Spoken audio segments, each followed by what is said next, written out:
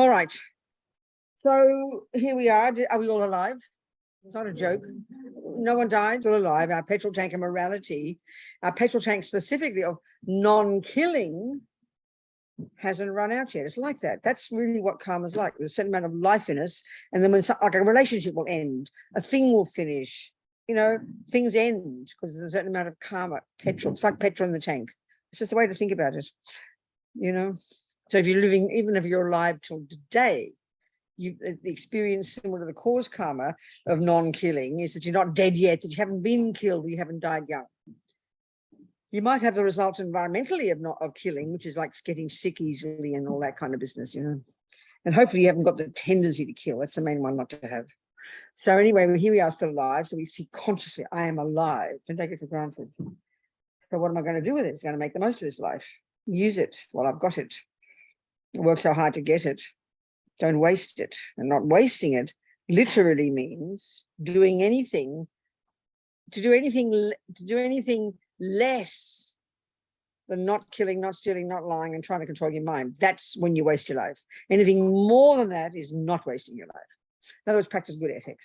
That's what not wasting your life means. And there's lots of delicious ways you can do that. So we think we're going to listen to these teachings so we can get these tools to help us develop, one, our own potential, which is the wisdom wing, if you like, and then two, the compassion wing. On the basis of that, how to help others. That's it. All the way to leading them to Buddhahood, which means I must become a Buddha first. So that's what motivates us. Think like that. Sangye charang sokye chognam la jang cho baru dagni kyap suchi dagi chanyen gi pesonan ki drola penche sangye dropa shog sangye charang sokye chognam la jang cho baru dagni kyap suchi dagi chanyen gi pesonan ki drola penche sangye dropa shog Sangye charang soke chognam la jangcho baru dagni kyap suchi dagi chanyen gi pesonan ki drola penchir sangye dropa shog. Okay. So now we'll do the first part of the Mahamudra meditation, which is concentration. Exactly the same as when you watch your breath. The difference here is the thing you're going to focus on isn't something external. It's your mind itself. That's the difference. So it's peculiar in the beginning. So we'll try it. Just sit there, be very ordinary. So let's get our body, treat it like a very ordinary activity, not like something, oh, wow, I'm going to meditate. Wow, wow, wow, something special. No, no, no. Just like be ordinary, okay? So get your body straight. Get your body organized first. But remember, your body doesn't meditate. We're so addicted to our bodies. And some people can sit very nicely. So think, oh, I had a nice meditation because you felt good. Well, that's hardly the criterion of a meditation. I'm sorry. But the body has to be in a conducive position, even though it doesn't meditate. It's the mind that meditates. So first of all, in all these positions, about 8 points of the body, they all come from the experience of the great yogis and yoginis over the centuries, what's found to be most practical to help us access the mind to do the job of meditating. So the first thing is your best one is what they call full lotus position. As His Dalai Lama says, it's really auspicious to start your session with each, with that full position. Because why? It's practical. All the great yogis find, anybody who does this, they say, it really makes your body stable. And because somehow the subtler physical energies, the subtle wind energy, is coursing through all these channels and these winds connected to your mind, it really does enable the mind to become more clear. They say like that. So if you can do that, even for a moment, His Holiness says, it's auspicious for our ability to be able to do it later in the more advanced practices. But if you can't, then you sit with one leg up on the other side. If you can't do that, sit regular cross-legged. So if you've got your legs crossed, and you'll know by now what makes you comfortable for cushion. So if your legs are very flexible and your legs are kind of flat on the ground, then the best is just to have a cushion just propping you up under the coccyx. So it helps you thrust forward slightly, makes the body very stable. And of course, with the full lotus position, the great yogis who sit there for days, if not weeks, they don't topple over. It's a really practical position. You don't topple over. It's very stable. So like someone like me sitting in a chair, if we're in a chair, don't slump into the back, but you just go to sleep, Keep your body upright and your feet firmly on the ground. That's 2 points, the legs and the bottom. The third one is your hands. This is a classic position we learned first, but there are others you can do. Different yogis do like this or whatever, but start with this. Left underneath, right on top. Like this, people. Some's touching. I mean, some's forming a triangle. That's it. Resting, not tight. That's 3 points. Now the next one, they say keep your shoulders upright, but be relaxed. So I like to add to that. Have all your skeleton like very upright. I always think of it like hanging on a hanger. But then all the flesh relaxed, hanging on the skeleton. But our trouble is as soon as we sit upright, we tense our muscles. So sit upright, shoulders upright, but then flop the muscles. That's the best combination.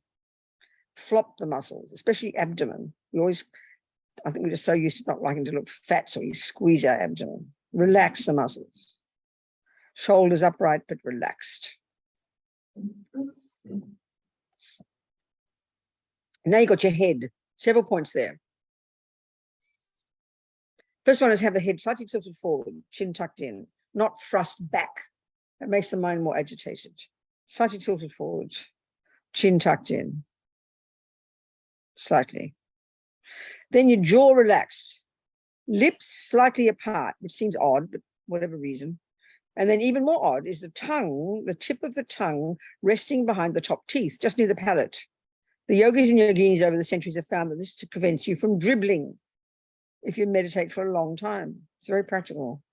Or from having to swallow your spit a lot, you know. So tip of the tongue behind the top teeth, just near the palate. Lips apart, jaw relaxed. Breathe through your nose. Finally, your eyes. Again, the yogis who are really serious meditators for days on end, you know, it's very helpful to have the eyes open because during the day, the light can come in. And so it keeps your mind very sharp and alert. And so, of course, for them, their minds have gone to a subtler level, so they don't get distracted by the sensory objects. We, of course, will get distracted by the visual things. So keep your eyes lightly closed, but beneath your eyelids, having your eyes looking down, as if you're looking along your nose towards the ground. That's the ideal position. Bottom, legs, shoulders, hands, jaw, lips, tongue, eyes. Now settle into this position and then forget about it. So the first thing we do, as Lama says in his book, the preliminary little practice to do before we start the meditation is to do the 9-round breathing meditation.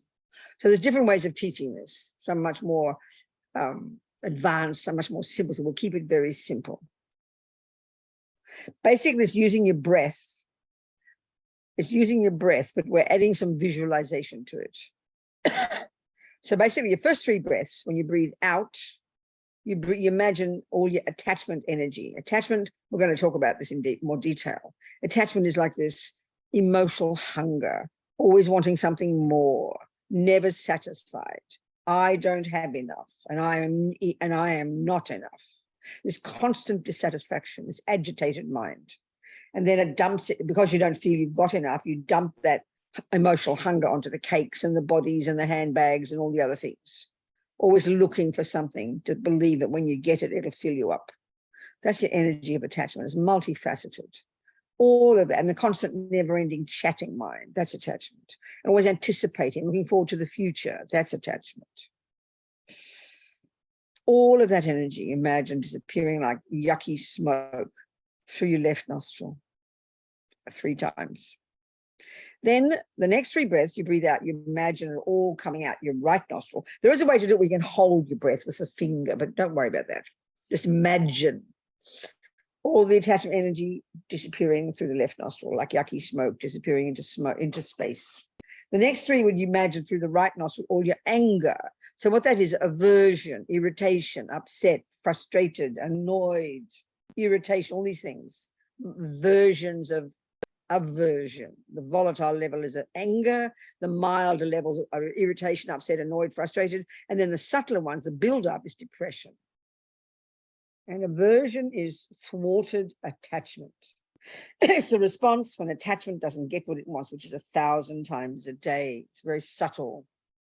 So this aversion, like yucky smoke, disappearing through the right nostril into space, not one atom left, 3 times. And then both, you visualize this ignorance, the root delusion, this primordial misconception of a concrete me, disappearing into space like yucky smoke 3 times through both nostrils. So you can add to that, when you breathe in, you can imagine through the opposite nostril, breathing in delicious, blissful light, all the blissful energy of all the holy beings coming in, breathing it in through the, say the first time, through the right nostril, and it drives out all the attachment, and then goes all the way down and drives out the attachment through the left nostril 3 times. And then reverse it for the aversion. You breathe in through the left, all the blissful white nectar, all the positive energy of the universe, the holy beings, and then drives out all the aversion through the left nostril. It kind of cycles around like that. So imagine like that. And the third lot, breathing in the blissful light and breathing out the yucky ignorance, indifference, ignorance, grasping at the eye. So at your own pace, okay? Don't force the breaths. Be very natural. And just focus on using your mind, in other words, conceptual, focusing on each one. 3 through the left attachment, 3 through the right aversion, 3 through both ignorance. It's called the 9-round breathing. And it's typically done as a preliminary practice to steady the energy, to steady your mind, to steady the breaths. So at your own pace a few times. And if you forget, just start again.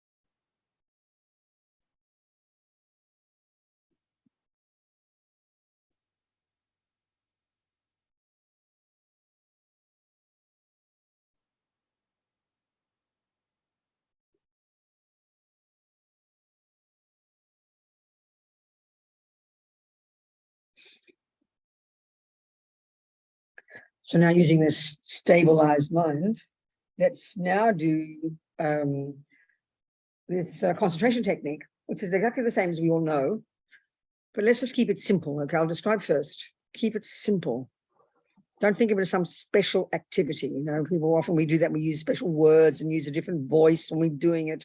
It's ridiculous. This is another activity. And think of it as a training. As soon as we say meditate, we get very confused and kind of mystical. It's just ridiculous, you know. And this is basically a training. And you're training your mind to concentrate. You're training your mind to stay on one thing. So clearly that's tough training, because it's exactly what the mind doesn't do. We know that. Automatically, the mind is never endingly chatting at 1,000 miles an hour, you know. We run from pillar to post like a crazy bird, you know. That's how our mind is. So we're trying to train it to focus. So the long-term result, of course, is if you go through these 9 stages, is that you get the mind totally subdued, beyond the conceptual, beyond the sensory, and you access this subtler level to a degree of subtlety and focus that we can't even conceptualize, we can't even imagine in our world, because there's no equivalent, you see. So basically what we're going to do is train the mind. But before we start, let me just say, and we'll go into this in more detail later, remember the third category of states of mind, the so-called neutral ones, or I call them mechanics. There's a whole bunch in there that we need to, they're like the mechanics, and they've got to work properly. They're the part that do the job. So there is one, the first one, the very first one, which is the one that's doing the job of watching them, in this case, the mind, we'll go into this in a minute. It's called attention. You're going to pay attention. There's one part of the mind called attention. And that's the piece that does the looking. Then it's supported by this other part called mindfulness, which is another part of the mind that's there kind of, you know, in a sense, watching. If attention wanders off, say attention is like the kid and mindfulness is like the mum. So attention is doing the job of watching. Mindfulness is watching. And as soon as attention wanders off, which it will, I promise you, 3 seconds later, you're off in la la land. So mindfulness's job is to grab attention and bring it back to the object. That's its job. It's not a state of, it's not like a state of being. Some people call it, even in French, they call it like being present or something. It's a bizarre idea. It's a part of the mind that's got a job. They've all got a job, and mindfulness' job is to bring attention back to the breath. Not the breath this time, the mind. I'll explain. So attention is doing the job of watching. Mindfulness brings it back. And there's another one even that's more subtle that comes into play later, but we need to know it's there. It's like the policeman, His Holiness says, that's watching both mindfulness and attention. And that's called vigilance or alertness. So that's kind of making sure all the bits are doing their job, you know. So there's these different bits of our mind. We don't notice them. We don't call them like this. But these are the ones that we need to develop, right? And then finally, they will lead to concentration. When you get all these done, you eventually, attention's so perfect, and eventually mindfulness is not necessary anymore because you're already staying on the object. Alertness doesn't need it anymore because it's, you know, everything's doing its job. They all just disappear, and now concentration kicks in, and that's what we're aiming for. You know, it's like that. So attention is just simply, so what is the thing we're going to pay attention to? It's not the breath. It's not something physical. The breath is something external. Mind is internal. So this meditation, this Mahamudra meditation, the object of concentration, the object of your attention that we're attempting to concentrate on is actually the mind itself. So that's confusing to us. What do you mean the mind itself? Well, being very simple, whatever is popping up in your mind at this moment by moment, which is thoughts, they are what you pay attention to. Your job is to pay attention to whatever pops up in your mind. So when you're watching the breath, see, that's an easy thing to focus on because it's physical. You can kind of get that easily. You can locate it. So even then, the job is to watch the breath, and then the job is you're not going to interfere with the thoughts. You don't, you know, that's the whole thing. It's the same thing here, but except you're focusing on the mind itself, on the thoughts themselves, whatever pops up. There's not meant to be any commentary. You're not trying to analyze the thoughts. You're not trying to give them names. You're not trying to get a nice feeling. And therefore, you're not trying to make the thoughts go away because you're anchoring your mind to the thoughts. So each second, there'll be a thought. There's many thoughts. There's probably 1,000 thoughts a second. Even modern psychology says that. So you do your best to try to simply locate whatever arises and you pay attention to it. No commentary, no analysis, no involvement in the thoughts. That's the major point. No wishing they'd go away, no wondering what they are. You let them come and you let them go, and you just watch each one. Try and imagine that as best you can. That's the meditation, okay? So it's a training. Don't think it was mystical. Don't think you're supposed to have a special feeling. None of that stuff. It's just ridiculous. So you just simply pay attention. So naturally, you're going to wander off, join the universe. Your mind's going to be very scattered. And the biggest problem is we usually, you see, what I think my way of putting it, we're usually involved in the thoughts. We're sort of like immersed in them. So get a feeling of stepping back and simply watching, paying attention, each one. Let it come, let it go. That's it. So step back, right?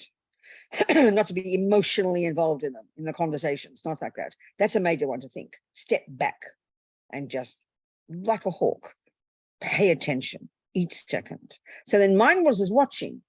And as soon as attention gets a bit weak, wanders off, mindfulness brings it back. Just brings it back. And if you bring it back 1,000 times a second, sorry, even 50 times a minute, that's a good meditation. Sitting there and just spacing out, some people can do that and they can feel very nice. That is not meditation, I promise you. That's just called spacing out. It's idiocy. And this is not a relaxation technique. Don't confuse it for that. You've got to have almost like a sharpness and an alertness, as if you're driving at 100 kilometers an hour on the freeway. You think about this. If you say, oh, no, I'm going to relax, you'll kill yourself in 1 second. You've got to be alert. You've got to be on the case. You've got to be as sharp as a needle. That's what we're aiming for. So don't confuse it with relaxation. Of course, eventually, when you're good, you'll be very relaxed, but very sharp as well. So in the beginning, we just step back and just pay attention, but no analysis, no labels, no involvement in them. That's it. So with determination, we'll do 5-minute session, okay? I'll remind you maybe twice.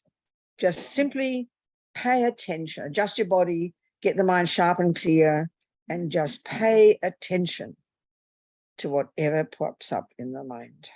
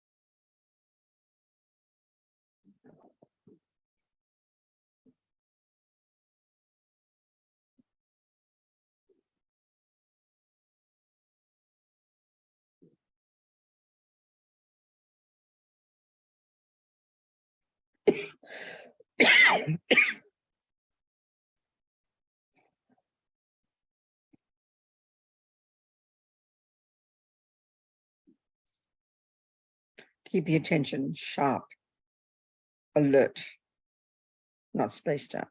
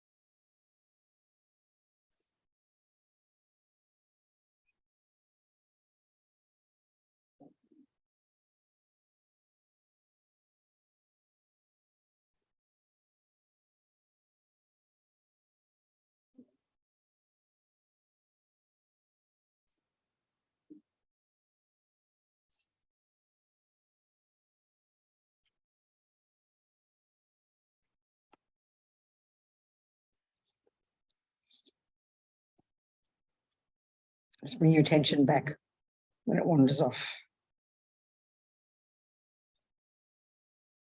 Just watch. That's it. No commentary.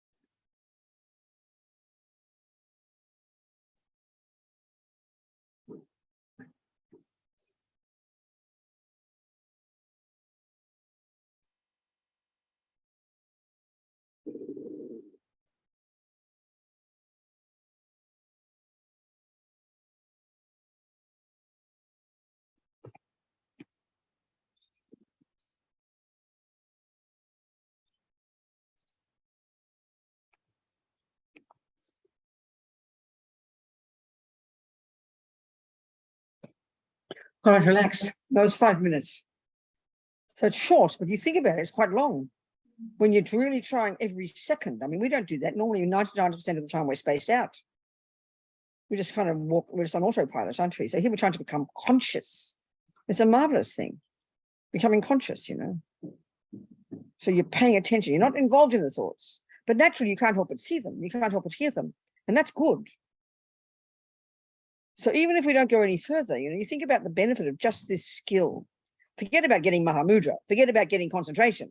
But just even practicing for a few minutes in the morning, stepping back and just watching what arises without involvement. That's a pretty intense practice, because normally we're totally either oblivious to what's happening, everything's just raging on, but it's all leaving imprints. We're utterly unconscious. Or when it rises to the surface as fierce emotion, then we notice, don't we? And then we are totally involved in the conversation, increasing the attachment, increasing the anger, increasing the jealousy, increasing the depression. We're like lemmings, you know. This is how most people spend their lives. Most of us spend our lives like this, utterly unconscious. And this is the thing that's very shocking. Like almost you can't believe it when you hear it, but you listen. This is almost quoting Rinpoche exactly. He said, the vast majority of all human beings on this planet have absolutely no idea that what goes on in their mind, minute by minute, you know, plays any role at all in their lives. Hear that point. That's absolutely shocking, and it's right. You think about it, you look at yourself. And what does that mean? That the outside world is what makes me happy and suffer. The outside world is what's going on. What goes on in here is just, we think it's responding to the outside world, and it has nothing to do with whether I'm happy or suffering. That's really samsara, you know, it's quite shocking. So to do this, to start to become aware, okay, the goal of this is to use the mind as your focal point, and then as you get better and better at focusing, the mind will begin to subside, because it's the feeding the fire of the mind that keeps it going, isn't it? Keeping the conversations going is what keeps them alive. If you don't keep them going, then if you're doing concentration meditation, that's the point. They'll begin to steady, you know. Okay, don't hold your breath. So the advantage of this, the benefit of this, you don't get concentration immediately, but the benefit of beginning to consciously do this job is that as soon as you open your eyes and you start doing your life again, you bring the skill into your daily life. Because normally, like I said, we're involved, totally immersed in all the thoughts and feelings. First unconsciously, but you're creating karma all the time. And then when it's violent emotion, then you're listening. Then you're having a panic attack, you know, and you're freaking out, shouting, yelling, angry, jealous, depressed, whatever. Like as if we have no choice. That's the feeling the world has. We don't have a choice. My mind pulls us from pillar to post like a puppet. We're a puppet on a string, aren't we? That's how we feel. So here we're trying to become conscious. In fact, this is what the Buddha's job is giving us. We can become conscious and we can begin to be in control of our mind. This is the whole point that Buddha says. And why should we be? Because this is where happiness and suffering are. It's a very practical thing, really, something cosmic. So you bring this to bear in your daily life. So whereas once you'd be down in the kitchen after your meditation, before you started to meditate, you'd be in the kitchen and you're noticing you're getting angry because your husband's slurping his tea. He doesn't have to be beating you up to get angry. It's usually tiny things. That's why I always say if I had a husband, they'd be a dead husband. I don't know how you do. I don't know how you live with people. I admire people who live together in the same house, not to mention living in the same bed. I mean, that, whoo, I'm not being rude, I promise. I'd rather live in a prison in isolation than live in the same bed as another person. Forgive me. Anyway, whatever. So normally we're just not aware, and you get angry and you're raving on and you're buying into the thoughts and the stories are growing and blah, blah, blah. This is samsara. But here, what you're getting used to it in the meditation, whether you're watching your breath or watching your mind, this is the immediate benefit. When you come out of your meditation, you're able to also notice not just your husband slurping his tea, but you're able to notice what the conversation is in here, and you talk to yourself. Shut up, Robina, give the man a break. Let him slurp his tea. You understand? You become your own therapist. That's the skill we have to learn. That's the day-to-day skill, everyday life. Noticing what the hell is going on in here. And then knowing that we can learn to be in control slowly, slowly of these thoughts and feelings. That's actually what being a Buddhist means. Honestly, that's what, when you do this job, that's when you be a Buddhist. Do your mantras, is fine. Prostrate, wear your robes, have bald heads, all that's fine. But you actually do the job of being a Buddhist when you start to work on your mind, when you're working with your thoughts and changing them, changing the conversation. Of course, it's hard because ego only wants to believe in what it's believing. When we're angry, we want to believe anger is right. When we're attached, we're like fixated, fanatic and ridiculous. They're demented states of mind. When we learn to have some skill, and then so that's the point too. We have to learn to distinguish. I mean, there's 1,000 thoughts a second, and some are negative and some are positive. You've got to distinguish between them. That's the key job. Because why? Because you're trying to lessen the negative and grow the positive. You have to distinguish between them. That's why I use the analogy of, like, we can talk about mindfulness, being mindful as if some kind of miraculous thing, and it is being able to bring your mind back to whatever you're doing. But it can just be nihilistic if you don't make it more proactive. So sort of like, you're watching, you're concentrating on your garden. That's your focal point. Let's think like that.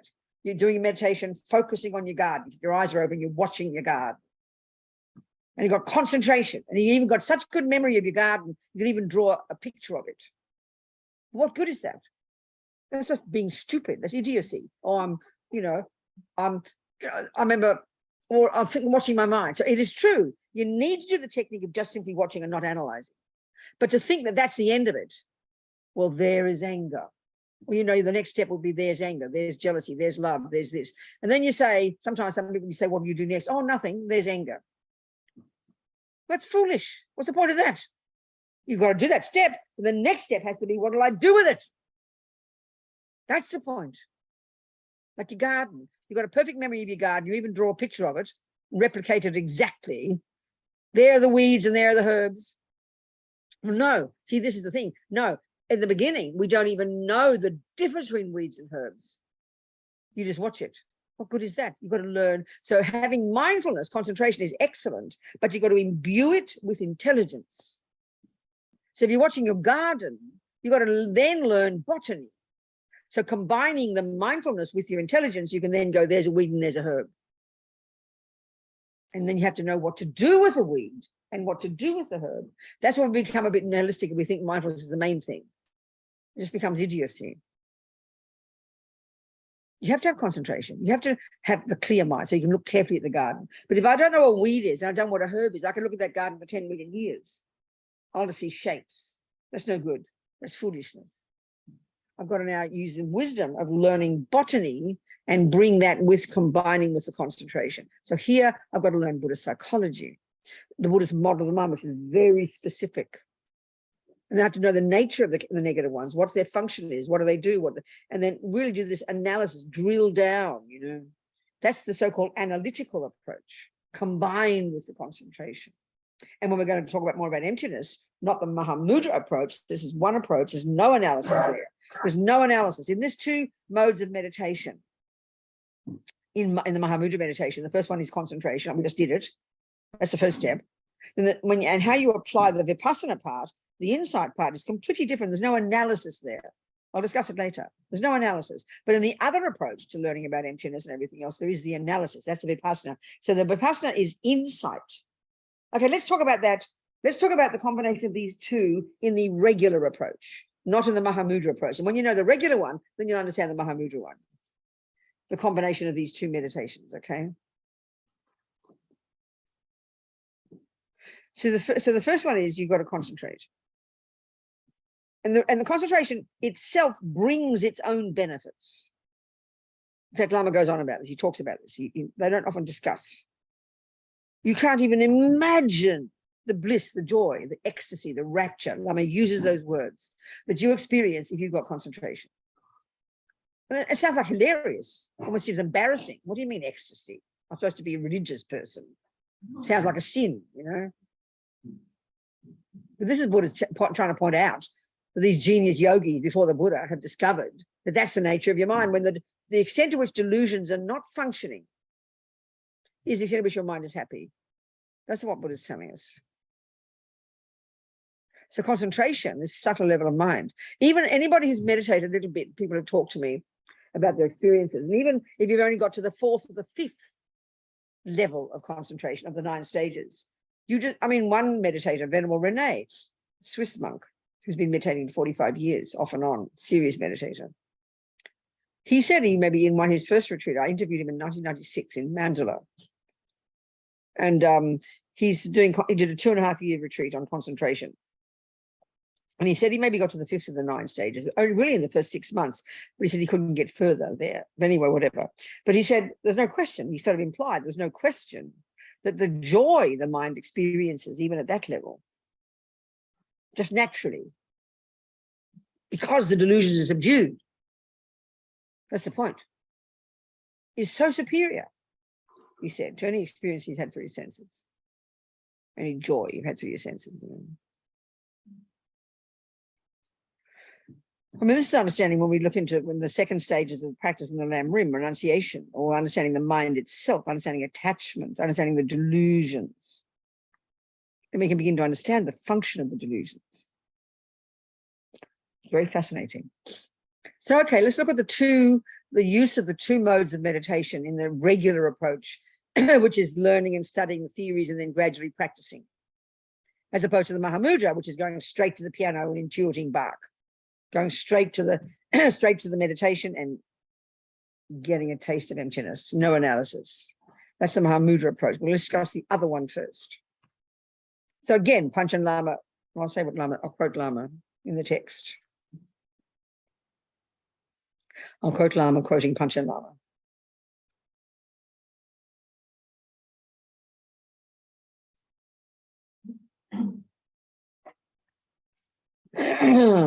Okay.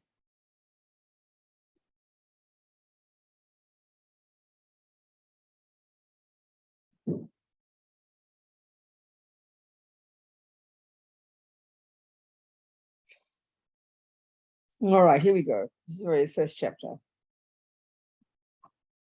So Mahamudra is beyond words. I think I read this. No, anyway, Mahamudra meditation, there's no doctrine, no theology, no philosophy, no God, no Buddha. We go beyond name, beyond shape and color, beyond the relative, beyond self-image, beyond compassion, which sounds cosmic to us. What does he mean, you know? It sounds nice, sounds simple. With our own consciousness, we can experience the universal, infinity. He sounds like a hippie, but he's being serious. We can just be in the experience of totality. I mean, he means it. So we've got to know how to get there, that's all, isn't it? So using Buddhist terminology, we say that Mahamudra is beyond arising and beyond cessation. Mahamudra is only experience. The moment I say words, you interpret them in this way or that, and then it becomes a problem. So don't trust my words. They are the false words of my superstition. Buddhism thinks that way. No matter what words I say, they still come from my conceptions. You have to go beyond words. We also say that Mahamudra has no dimension, no distinct nature, no cause or effect. And all this is because Mahamudra is referring to emptiness, to the absence of intrinsic nature. So that's getting too technical and boring. In the Buddhist view of the world, of the universe, there are two types of phenomena. There are those that are impermanent. Minds and dogs and cats and trees and moons and stars, things you can see and hear and taste and touch and smell, and the mind itself are all impermanent, changing from moment to moment, the product of cause and effect. Then there are phenomena that they call permanent, but don't use the word the way we use it, not meaning lasting forever. And it's not the meaning. There's two meanings of permanent and impermanent in Buddhism. So there's permanent, so then maybe better to use the term. So one understanding of impermanent is changing from moment to moment in its nature. So some things last 1 million years. Let's say this planet is a few billion years old, isn't it? But it's impermanent insofar as every millisecond it's dynamic, changing from moment to moment. That we know. Another thing can last for 3 minutes. So impermanent doesn't just mean, it means the grosser level is it ends eventually.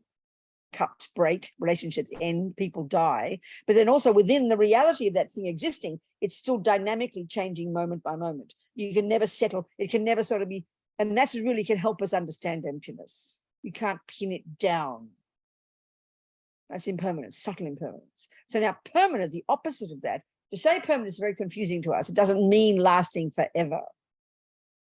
Because mind lasts forever, but it's impermanent in its nature. So permanent in Buddhism is meaning, I mean, Alex Berzin refers to it as being abstract. And that's a good way to put it. And this is where we can help to understand emptiness, the way it exists. There are some phenomena that don't change from moment to moment.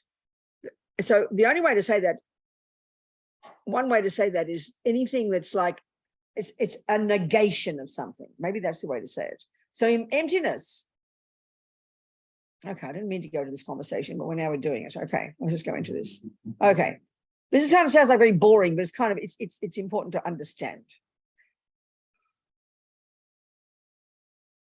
Okay, so now, okay, here we go. I'm going to have a cup of tea first, or hot water, whatever I've got. Let's say I do this, and I go like this, and I go, oh, there's no tea. We would do that, wouldn't we? Do you understand? We would do that. That means and this is the point here. I'm expecting tea, right? I'm all eagerly looking forward to my tea, aren't I? And I go like this and there's nothing there. I get a shock, don't I? Oh, no tea. You agree? We understand that experience. Now let's look at this. Now mind is always cognizing something. Mind can't just be there. It has to have an object. Subject is mind, and it always is cognizing something. Gross mind cognizes gross things. Subtle mind cognizes subtle things. Even when you're at the subtlest level of meditating, your mind is a subject, and the object is in emptiness. Eventually, they will merge, but there's always subject-object, normally speaking. So now, if there is tea in my thermos, okay, go back. Okay, when you study Buddhist philosophy, you learn, the very first thing you learn in the whole kind of planet, the whole kind of map of the universe, and what exists and what doesn't, you learn the various terms for that which exists. There's one term called phenomenon, one called object, one called established base, one called object of knowledge, one called existent. There's about 5 synonyms. And they are terms referring to whatever exists. So that cloth is a phenomenon. It's an existent. It's an object of knowledge. It's an object. It's established base. That book, that red, the floor, the cushion, an iPad, pink, space, like a tree. Everything you can cognize through the senses is an object, is a phenomenon, is an existent. Okay? And they happen to be impermanent phenomena. Things that change from moment to moment, things that have causes, and so on and so on. The regular world as we know it, they're all phenomena. They're impermanent phenomena.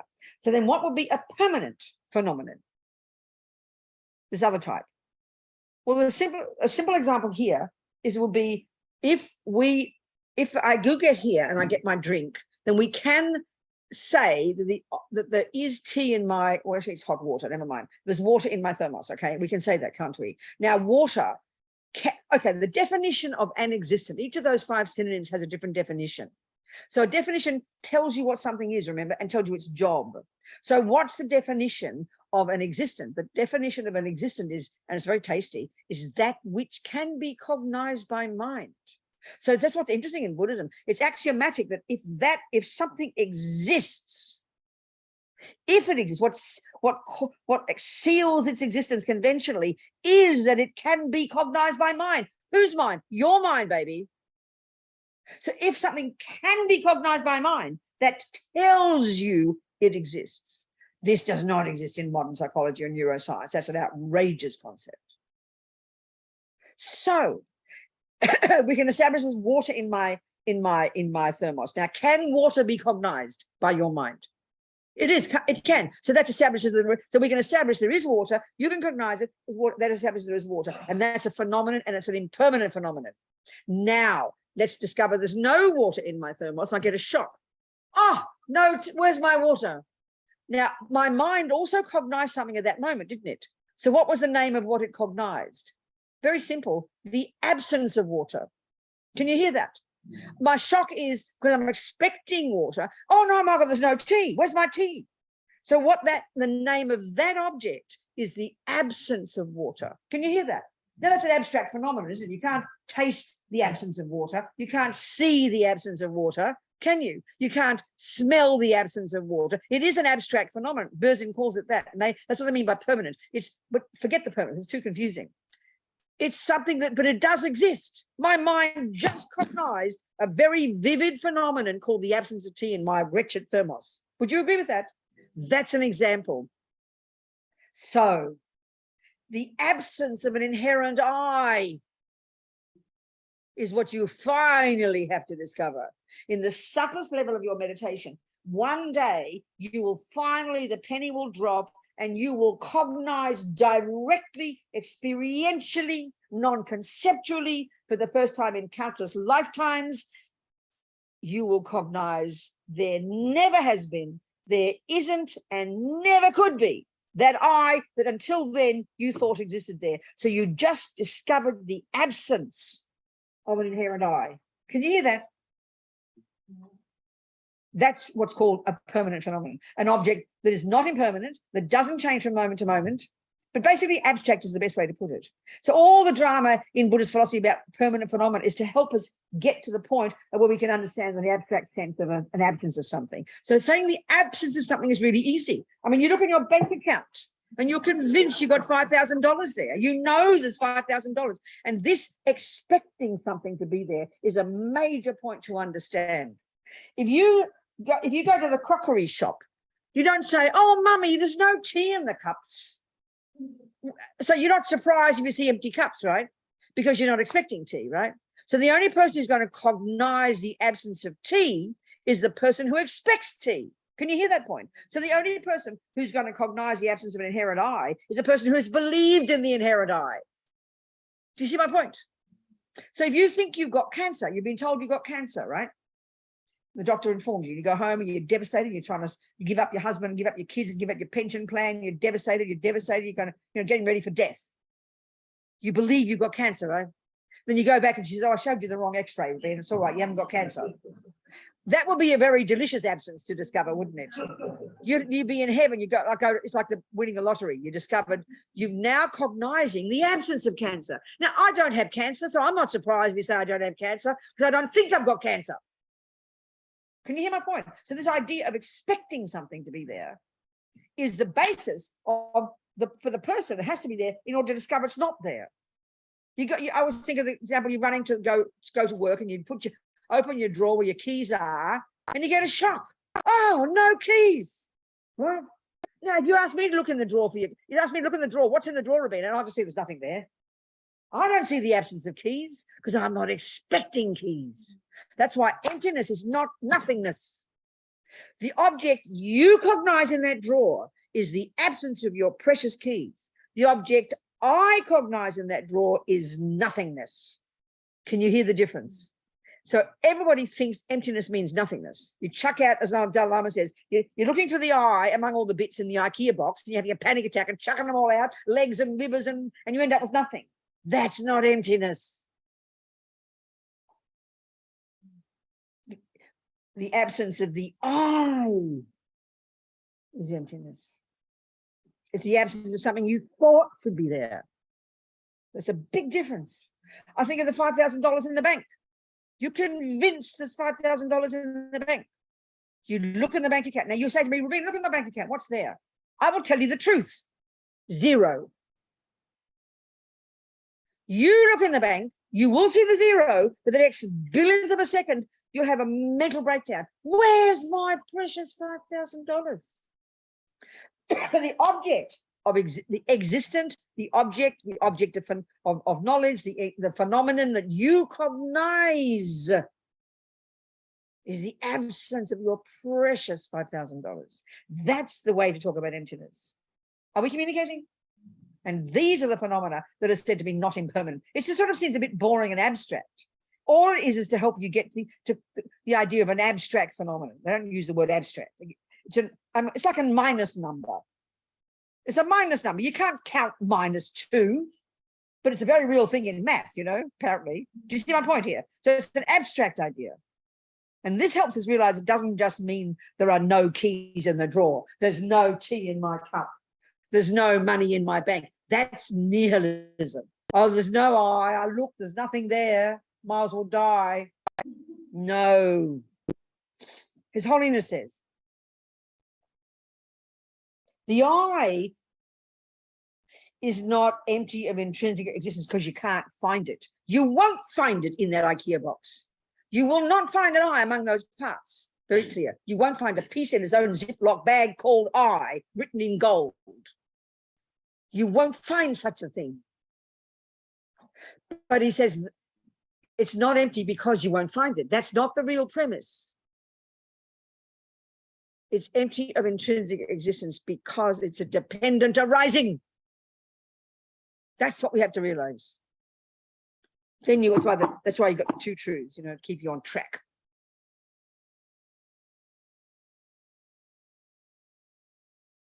So the absence of something is what's referred to as a non-impermanent, a so-called permanent or abstract. And that's just to help us get our head around how this absence of an I, the way it is an existent phenomenon, not just nothingness, which is, we can be forgiven for thinking it. Sounds like it, with more nuanced meaning. Once we're on track with that, we won't fall into the abyss of the great mistake, as Tsongkhapa says, and just think there's nothing, Because when you look, you won't find. It's true. If you chuck out all the bits of the IKEA box, you will end up with nothing. But that's not the real meaning. That's not the main premise. That's the point.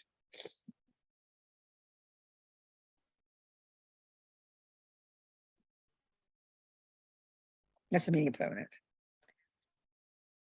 How come we went there?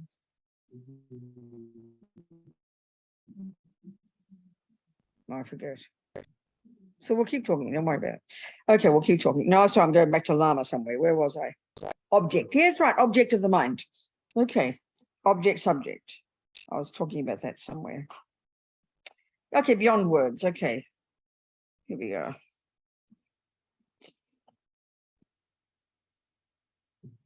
Okay, two approaches to realizing emptiness. What we just mentioned briefly yesterday.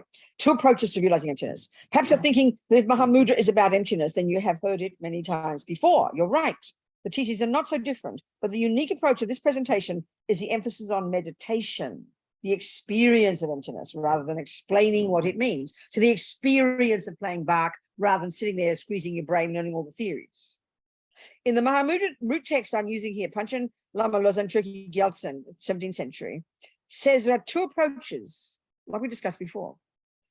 And this is how he talks about it. So between the two approaches of one, seeking meditation on calm abiding on the basis of the view.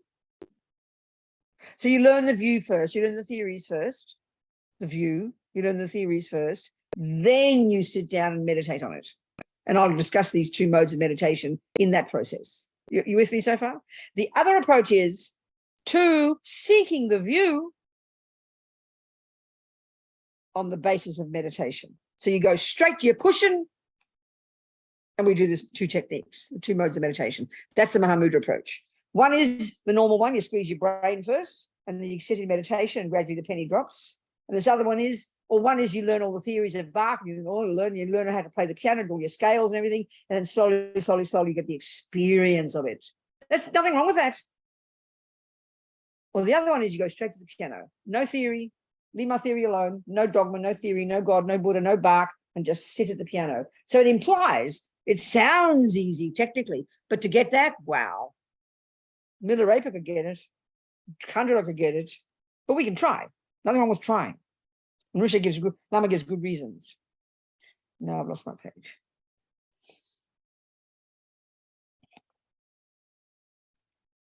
Okay. All right. So we usually hear that Lama Tsongkhapa, founder of our lineage, says that first we should study, then analyze, then meditate. Listen, contemplate and study, and then meditate on it. Go to the piano and play it.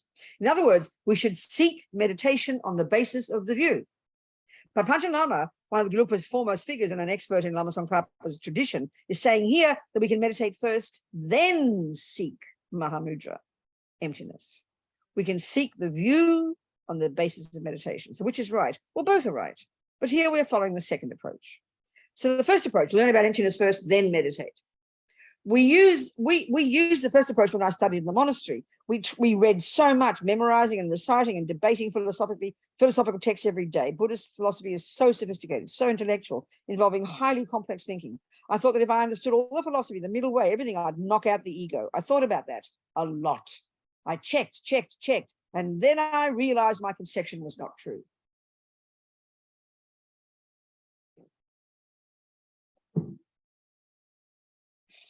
I just cognized the presence of delicious hot water in my thermos. I was shocked. I realized that even if I knew all the Buddhist texts and understood them intellectually, it would never touch my heart unless I meditated. It's like learning all the theories and saying you're a musician, but you can't play a note.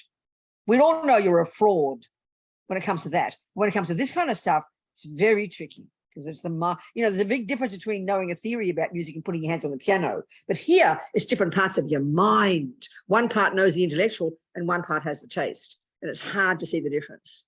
Unless we really practice properly, we'll just live in our heads, thinking we're smarty pants, full of theories, but knowing nothing, right? When we learn the words alone, and this is the point, there's no satisfaction.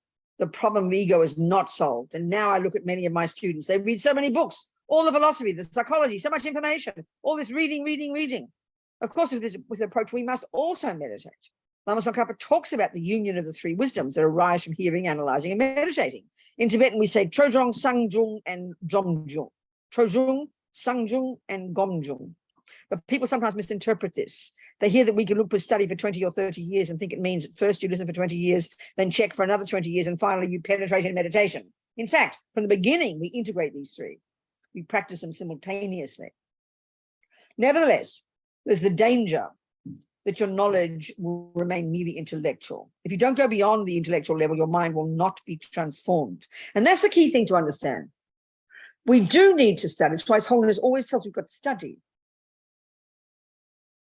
You see, in this life, why we're attracted to Buddhism, we think we're so clever. We're not. We just stumbled into it because we created the causes in the past. You know, your flower just popped up like you think it's some kind of miracle. No, you grew it in the past, but just you forgot. It's not a miracle. It didn't come out of nowhere. You planted the seed. But so then what happens is we make the biggest mistake I think we make in the West is we confuse liking Buddhism, feeling attracted to it, and knowing it. This is our biggest mistake. So we just spend our life resting on our laurels from our hard past work, past life work, experiencing the fruits of our past study and enjoying Buddhism and thinking it's lovely and liking the Dalai Lama and liking blah, blah, blah, blah, you know, but you don't study it anymore. Next life, it will run out. There'll be nothing left. So you've got to keep it alive by learning it again. And this is where it's a really common one. I mean, you know, we don't study. I haven't studied that much, but a little bit I can study. I think I get it out my mouth because I've studied a little bit. But I remember a friend of mine talking about attachment. She's a very devoted practitioner, did a Vajrayogini practice every day, very devoted, and talked about attachment. And I realized she didn't understand what attachment meant. This is not uncommon. So I said, give me the definition of attachment. And she said, oh, no, I can't do that. But I sort of know what it is. I said, okay, good. Tell me the answer to this. What's the answer to 1 + 1? 2. I said, you wouldn't say, well, I kind of know the answer, but I can't say it. It means you don't know. And you might be and this is the problem with just being a meditator, because maybe you are good at Mahamudra, maybe you have done some study in a past life and you can get a taste of emptiness, but you can't, this is what I said before, if you can't tell somebody, then you're just being mean and nasty and sitting on your own knowledge. Oh, I know, it's beyond experience, I can't explain it. Well, go, you know, jump in the lake. If you can't tell me how to do it, that's why words are important, but don't confuse the words. As Lama Zopa says, Lama Yeshe would say, if you think the pizza packet is the pizza, you're in trouble. You understand? The picture of pizza is pizza. So we've got to have the knowledge, but it gets our biggest danger in our culture is we admire knowledge and we sort of understand experience when it comes to music and things. But intellectual knowledge, philosophical knowledge, we never think you can have an experience of that. That I find quite shocking. I heard about the Socratic approach. You, by definition, don't get involved in it. You just stay objective and listen. How insane. That's like, I mean, to have an open mind is marvelous, but if you finally can't put your money where your mouth is, what the hell is philosophy all about? Just filling your brain with clever ideas. How depressing. But that's what we think in our culture. If you can't put into practice the thoughts that you've got about something, it's a waste of time. It's just a load of rubbish. You're filling your head with nonsense. That's the Buddha's approach. So yes, study it, but then taste it in meditation. And then that is inexpressible. That experience is you can't explain the taste of a cake. You can't necessarily the same as anything, but you can give the recipe. That's the necessity for the words, you know. But don't confuse the words with the experience. That's the point.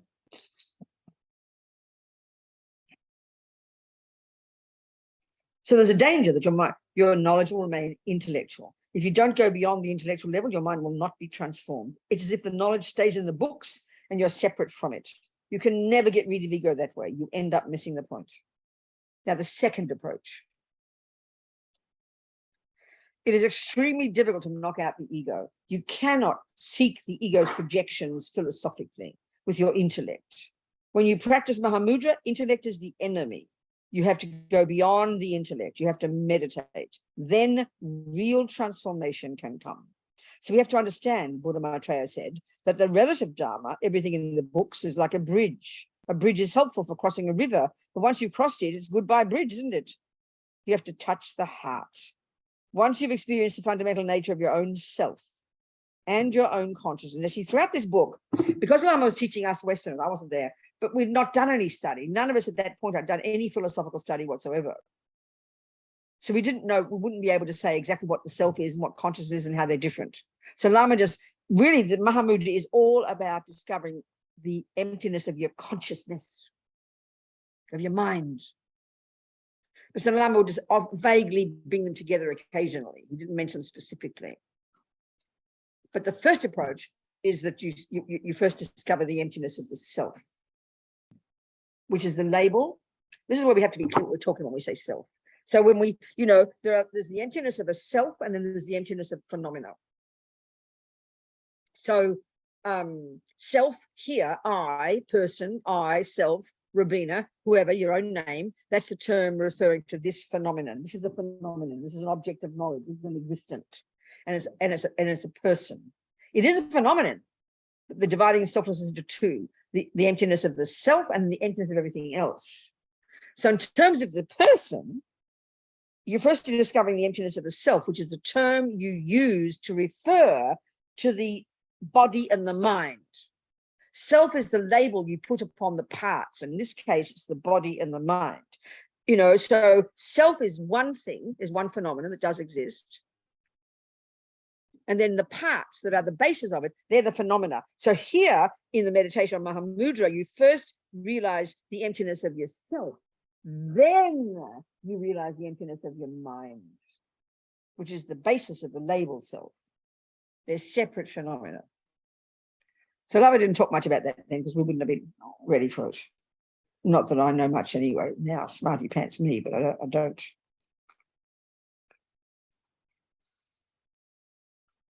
Where is it? Okay. So he says, okay, it's goodbye breed, isn't it? You have to touch the heart. Once you've experienced the fundamental nature of your own self, and then you could say, and then your consciousness, it's goodbye to all the philosophical concepts. Now, that's true. If you've practiced Bach to the point where it's just completely instinctive, you don't have your book there. Your mind isn't going, now put my little finger on the black note here. No, it's just you've completely programmed yourself. You've now got a direct experience of Bach. That's exactly the way to say it. It's easy. We understand that. You don't need a theory now. And that's where that little boy, 6 years old, 4 years old, playing Bach, maybe it just came out so intuitive, but I wonder if he can speak the theory, because it's so instinctive in him. You understand my point?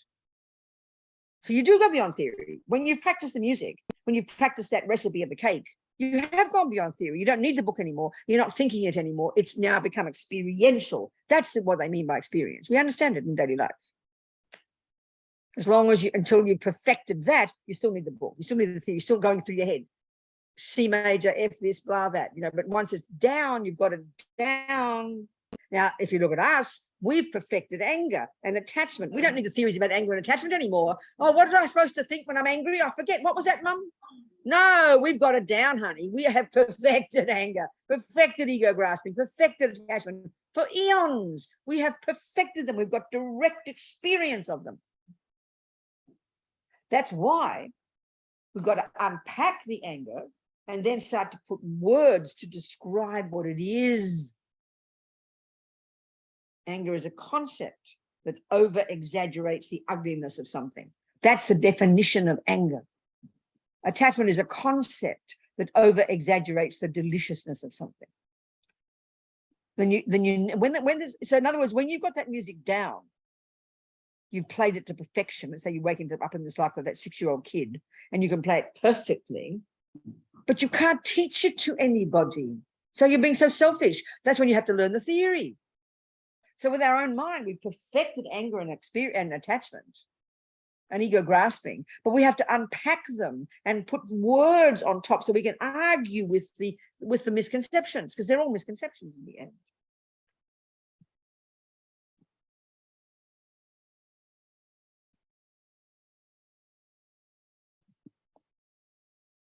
I keep pressing the bottom button and I lose my page every time.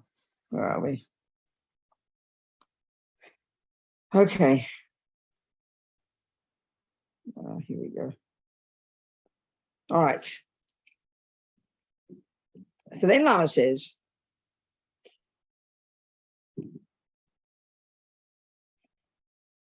so philosophy is the equipment that we use to reach beyond the bondage. But it's still bondage, isn't it? I'm not trying to be revolutionary. Of course, the philosophy is good.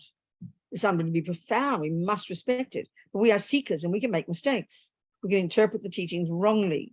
So we need to develop the skill to go beyond philosophy. We should not be afraid to go beyond it. When the great yogi Milarepa and great yogis Milarepa and Lama Tsongkhapa went into retreat in the mountains, they didn't bring their books with them. They went beyond scripture, beyond ink, beyond Parker pens. It was 1982. And even as a boy, Lama Tsongkhapa meditated and communicated directly with Manjushri, the Buddha of wisdom. So it's definitely possible to first meditate and then discover emptiness. This is the approach here. Mahamudra is a super incredible method. This is the experience of the lineage lamas, all the great yogis and yoginis. They all realize Mahamudra in meditation. So, yeah, this is the point Rama's making about the mind, the power of mind. So when you've escaped the bondage of the intellect and touched reality, the experience of something, you experience an explosion of knowledge. In this state, you have infinitely more space in your mind and can learn many things effortlessly. You'll be amazed. Wow, I didn't know I had that much knowledge. What happened? So normally you are bound up tightly in your superstitions. Superstition is one of the synonyms for the neurotic emotions. You know, Lama uses it quite a bit. It sounds very odd, but when you understand the meaning, it's absolutely perfect. A superstition is believing in something that doesn't exist, isn't it? Well, we've all got attachments of superstition. It believes that cake will make me happy. It believes it's more delicious than it really is. It believes it has ignorance is a superstition. It believes it has an inherent nature. So we're living in superstitions. It's a really good word. If these are released, your superstitions, your concepts, even temporarily, like in meditation, you can touch an unbelievable dimension of reality. Without expecting it, you suddenly, without effort, realize things. You know, this is possible. I tell you, it's not some Tibetan religious fantasy. Milarepa is a good example. He didn't study any philosophy, but because of his Mahamudra meditation, he had gained total understanding of all dimensions of reality. The intellectuals who'd studied for years and years would come to debate with him, and he always knew the answers. He blew their minds. They'd ask him, do you know Vinaya? This subject, which covers all the vows from monks and nuns, has so much detail, is so sophisticated, so complicated. And in the monasteries, we study and debate it for at least 4 years. No, said Milarepa, I don't know anything about Vinaya, non-Vinaya. If my mind is subdued, if I conquer my ego and touch universal reality, that's my Vinaya. The Tibetan word for Vinaya is Dulwa, and it means to subdue the mind. His answer is super. When I was a boy, I really liked Milarepa. Reading about his life was so helpful and gave me unbelievable inspiration. You too should read his life story. It will give you tremendous energy. So in other words, there's something about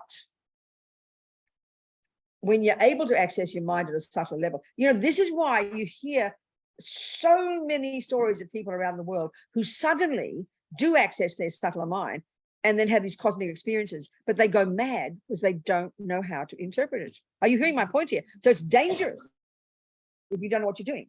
It's totally dangerous. When people have from past meditation, maybe in past lives, they access a subtle mind, they have a complete vision of the universe, they see everything clearly, they've even had a good taste of emptiness, but you don't understand what it is, you don't know where it's come from, and many people go berserk or think they're the Buddha and go mad because you don't know how to interpret it. So that's the kind of experiences you hear about people having. But if you don't know what you're doing, it's seriously dangerous. It's not trying to be ridiculous because you don't know how to interpret it. You don't know what to do with it. You don't understand it. I mean, there's one guy in prison, I remember, a lovely man who suddenly got these incredible experiences in meditation, obviously from past experience. But he really, because you see, this is the thing, he didn't understand, he knew nothing about delusions, attachment, anger, all the delusions. He didn't know about those. So naturally, when you have this cosmic experience and you've got pride anyway and attachment, then they kick in and you believe you're Buddha, you believe you're God, you can believe you fly. That's what people who go mad experience because they haven't worked on their delusions. That's why the very first level of practice is working on your delusions. Then you're ready for experiences and you know how to interpret them. Are you hearing me, people?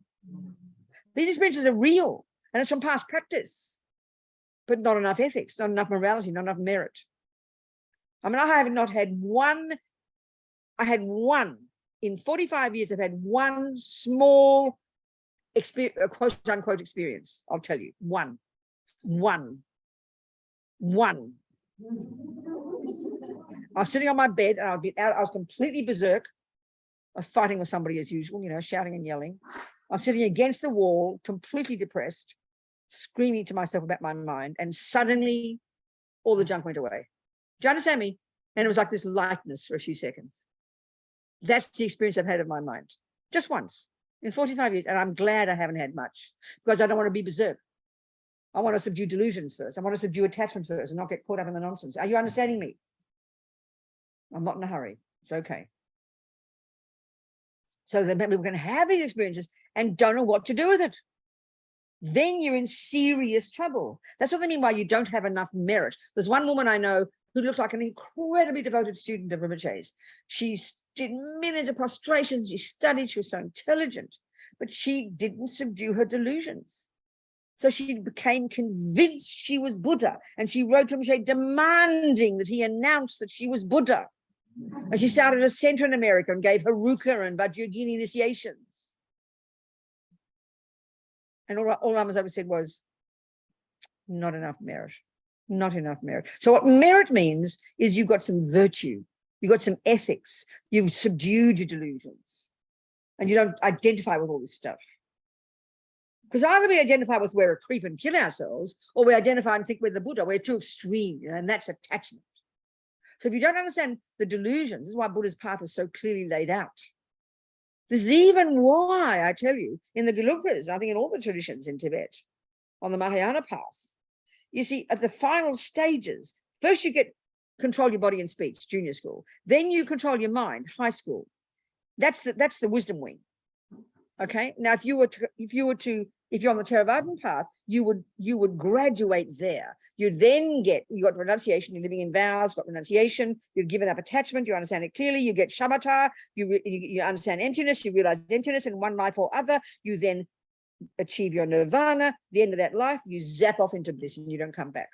Now, if you're on the Mahayana path, you might, emptiness, which is a Theravadan teaching. It's not a Mahayana teaching in its nature. Shamatha is a Hindu teaching. They're both taught in the middle scope teachings. But you don't, on the Mahayana path, you leave them until the final stages of the 6 perfections of the Bodhisattva. So before you get renunciation in the middle scope, giving up attachment, then you go to Bodhisattva path and you get bodhicitta. Then you go to the 6 perfections. Then the last 2, you do concentration and wisdom. And why there? Because if you get them before you got bodhicitta, you will forget all about sentient beings, because the bliss is so unbelievable. Are you hearing me? Of realizing emptiness. But if you don't have bodhicitta, you'll lose the plot. You won't care about them. So it's very sensible. Wait till the end.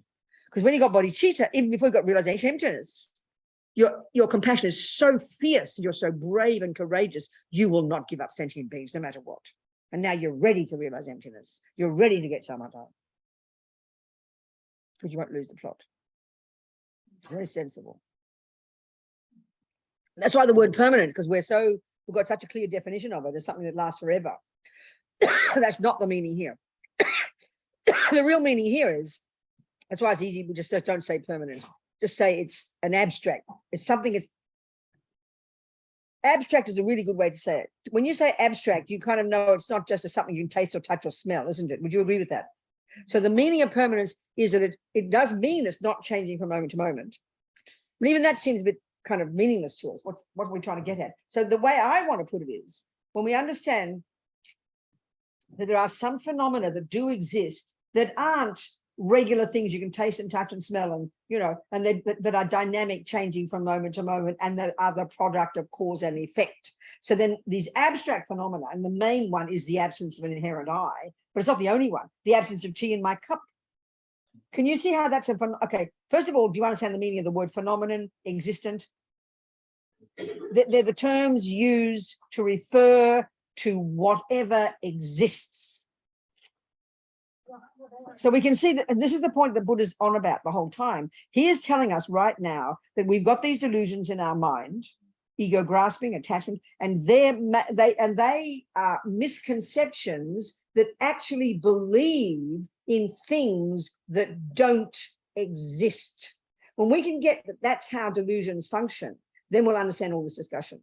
So attachment believes, I've got my attachment glasses on, and I look at the cake.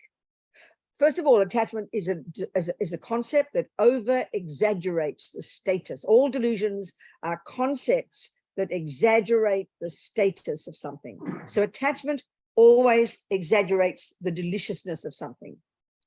Do you understand me? Can you hear those words? So when my attachment glasses are on, the cake is there. So I'm right insofar as it's a cake. It's called a chocolate cake. I'm accurate, and that's a valid concept. But attachment makes the cake look more delicious than it really is. It exaggerates the deliciousness. And then the attachment is this emotional hunger in me, all right, that believes that when I get the cake, it'll make me happy. It believes it's the cause of my happiness. These are lies. This is not true. So attachment is a misconception. So we are believing in things that don't exist. That's really what Buddha's saying about why the entire universe suffers. That's what the delusions do. They lie to us. They misrepresent the world back to us. Are you hearing that? So Buddha's deal is we need to learn to cognize that which exists and get rid of the belief in the things that don't exist. Then that's what Buddhahood is. So then the first thing you learn is the words used to refer to that which exists. So what we're trying to do is establish what exists and what doesn't. That's the job we're trying to do. So whatever exists is known as a phenomenon. One of the words is used as a phenomenon. An existent, an object of knowledge, an object, an established base. These are 5 synonyms that are used to refer to that which exists. That's the broadest category in the universe. Now you divide those into 2 categories. There are those that are impermanent phenomena, things that are the product of causes, things that are beginningless, like all the objects of the senses. A cup is an existent. It's an impermanent phenomenon. It comes into existence in dependence upon causes and then disintegrates and ends. That's the universe. Everything's impermanent. We are impermanent. The I is impermanent. Relationships are impermanent. They come into independence upon causes and conditions. They're a product of karma, and then they disintegrate. That's the normal universe as we know it. Now, there are some phenomena, and the reason to learn about this is to help us get our head around what emptiness means. There are some phenomena that also do exist, but they're abstract. That's the best way to put it. They're abstract. So I'm expecting my tea, right? I've got my cup and I believe there's tea there, isn't it? And then I go like this and I get a shock. Why? So my mind is always cognizing something. That's every second your mind is existing, is always cognizing something. So if there were tea in my cup, I would go like this. What did my mind just cognize then? What was the object that my mind cognized? Of tea, right. So what if there's no tea there? What's the name of the phenomenon that my mind cognized? Thank you. So there is a real phenomenon that does exist that's called the absence of something. It's an abstract phenomenon, isn't it? But it's a very real thing. Do you agree? Yes. If you think you've got cancer and you're freaking out, completely freaking out, panicking, saying goodbye to all your loved ones, and then you discover you haven't got cancer, that's a very powerful cognition. You realize the name of the phenomenon called the absence of cancer, and you'd be blissed out. Now, the only person who's going to see the absence of something, think about this. The only person who's going to cognize the absence of something is a person who expects it to be there, who thought it was there. So the only person who's going to, if you don't expect tea in this cup, when you look it up inside, you won't say there's no tea in there. You won't even think of anything. But it's only if you think that tea is there that you get a shock because you recognize the absence of tea. So that's the phenomenon that appears to your mind. So they're the simple examples of abstract phenomena that I use. So now, then you understand that all the eons of lifetimes, ego grasping, the root delusion, right? The root delusion that gives rise to attachment and all the rest, believes in an inherent me. It believes it's there. We've acted as if there is there. All the universes are constructed on the basis of the belief in an I. One day in your subtle meditation, after you've done years of work and practice and analysis and purification, you will, at the subtle level of your mind, you will see for the first time, nakedly, directly, you will, quote unquote, realize the absence of that I that you've been believing in since the beginning of time. You'll see for the first time that I that you've been believing in has never, doesn't, and could never exist. That second is the direct realization of the emptiness of the intrinsic I. Are we communicating? So those phenomena, the absence of something. Now, for example, another phenomenon that's like that is that at this moment in time, let's say there's no anger in your mind. Let's say there's no anger in your mind. Then you could say that at this moment, there does exist in your mind the absence of anger. Yeah. That's another similar example. It's just to get our head around this idea of an abstract phenomenon, which is the only reason is to help us understand how emptiness is the absence of something that you thought was there. Do you understand? So now you understand. But permanent, that's why it's just confusing. It does mean not changing from moment to moment, which is sort of abstract to us. It just seems weird to think that. But really, the best way to say it's an abstract phenomenon. That's what Berzin calls it. But it's a real phenomenon that does exist. Because whatever your mind cognizes is something that exists. When it's a valid cognition. Most of the time, our delusions are cognizing things that don't exist. They make up stories. They're called not valid cognitions. A valid cognition, the job of your mind is to cognize things, is to know things, is to be aware of things. They are synonyms. It's its job. So at the moment, we're cognizing things that don't exist. We're living in la-la land, believing in handsome boyfriends will make me happy, and believing I'm an ugly creep, and believing the cake will make me happy, and believing in, I mean, look, talk about conspiracy theories. Look at the world now. I mean, you read websites, and just like you're living in a la-la land of what people think and believe. I mean, that's just extreme ignorance. Well, that's how samsara is. Attachment is a lie that over-exaggerates the deliciousness of your boyfriend, you're this and you're that, and you believe it's true. That's the killer. Bad enough, as Lama Zopa says, that the delusions cause the outside world to appear back to us wrongly. Bad enough that, but the killer is we believe that those stories are true. That's what keeps us paralyzed in samsara. And the subtlest lie, the most pervasive lie, is called maripa, ignorance, or ego grasping that believes in the intrinsic me. That's the subtlest, deepest, most pervasive lie. And when that's gone, then we realize the emptiness of the intrinsic I, and then you're out of samsara. So here, chapter 5, I'll read you some of them. Chapter 5, the benefits of samadhi are incredible. Lama always did this. He tried to get us excited. So without calm abiding, we cannot realize non-duality, Mahamudra, emptiness, whatever. So as I mentioned, to achieve the realization of Mahamudra, the reality of non-duality, we first need to develop calm abiding, shamatha, shine, subtle level of concentration, 9th jhana, 9 jhanas. The reality of we first need to develop calm abiding. So it is not possible without it. So we must achieve the subtler levels of consciousness of indestructible one-pointed concentration, what in Sanskrit we call samadhi, which means concentration. So it is difficult to realize non-duality, not because it's hiding from us, but because our concepts are so thick. So we must refine our concepts. We must achieve subtle mindfulness, subtle awareness, subtle clarity. Otherwise, there's no way we can see the unconscious levels of ego grasping an independent self. Not possible. And the reason is because we've been doing it since beginningless time. It's sort of like you've got a $50 note, but you really see 500. You believe it's 500. And for so long you believe 500, it appears as 500. That's the killer. You know?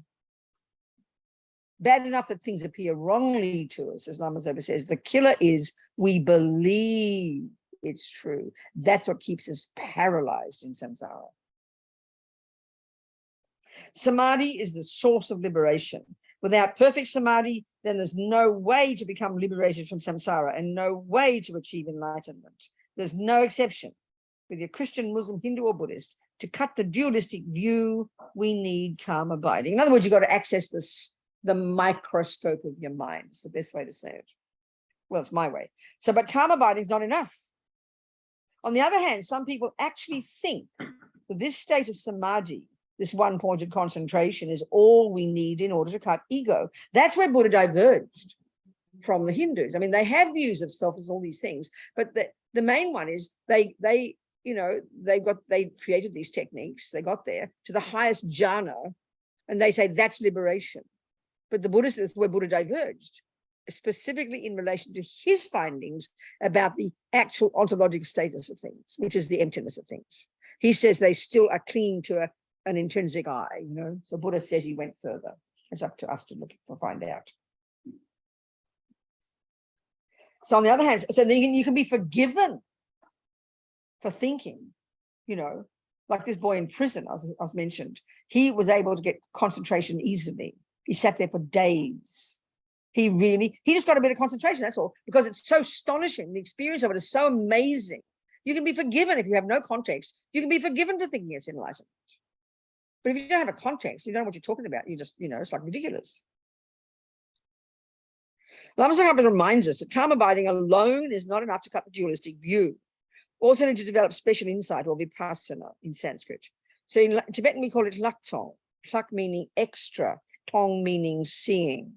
We can interpret this to mean that we go beyond seeing conventional reality and achieve the extra seeing of the universal reality of Mahamudra, or emptiness. So in other words, we need the two kinds of meditation together, calm abiding and special insight. I'm still going to go into the combination of these two, but I didn't get there yet, for the regular way.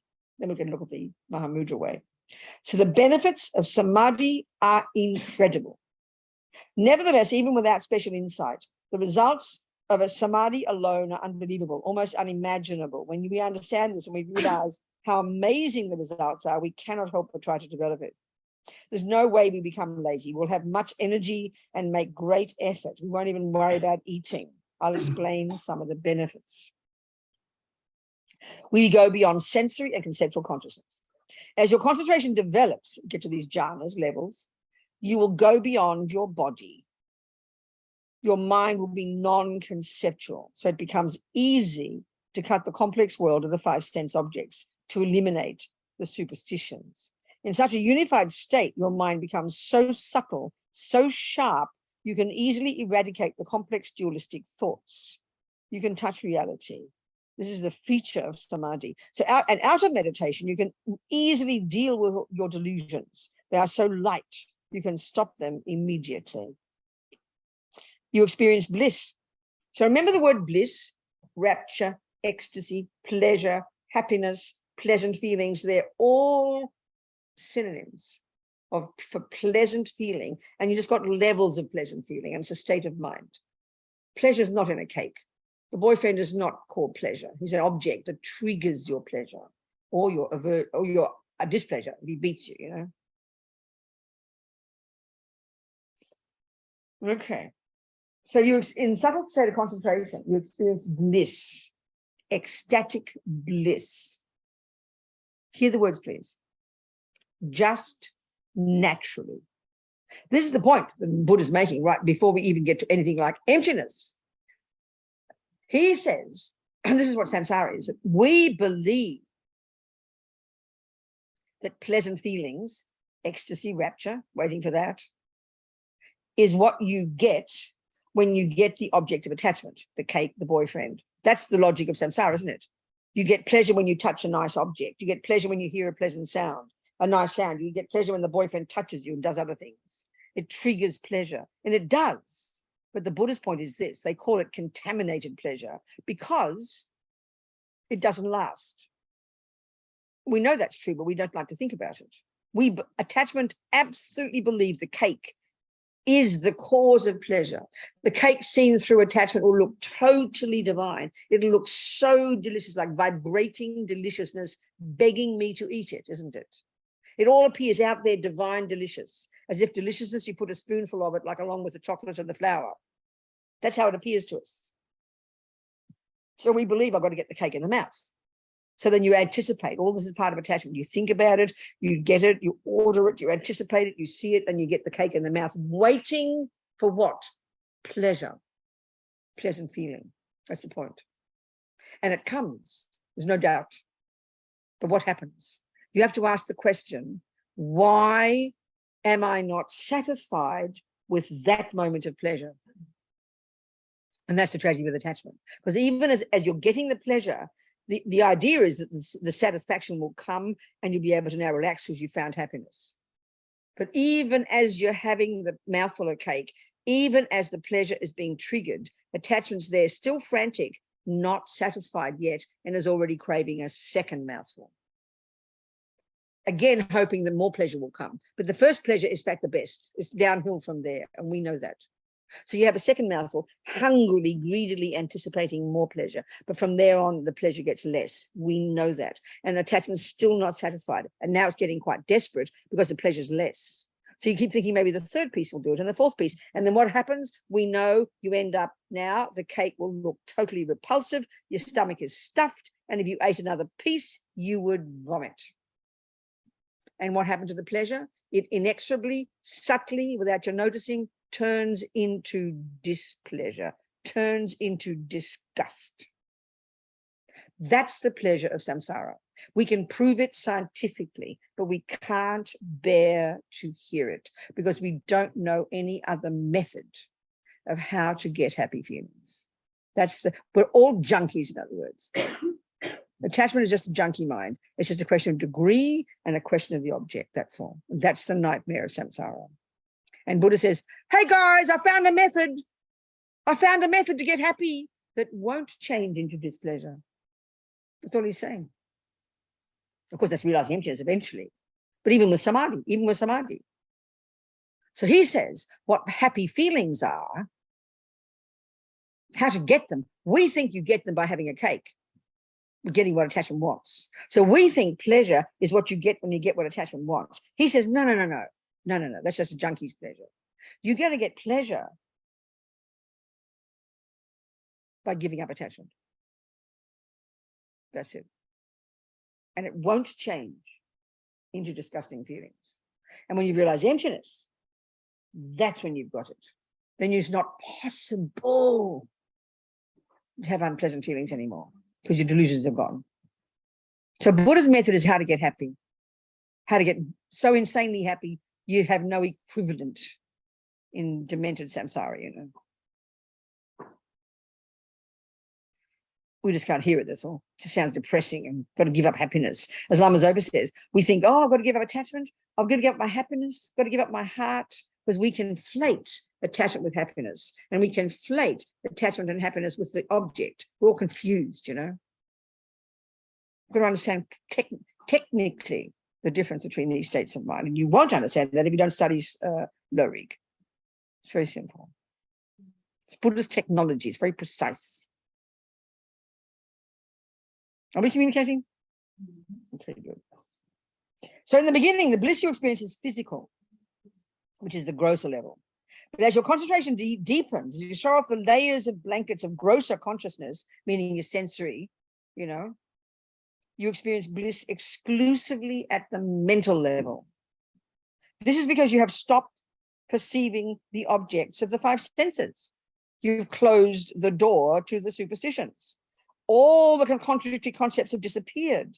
Your mind is now crystal clear, as if you could count every atom.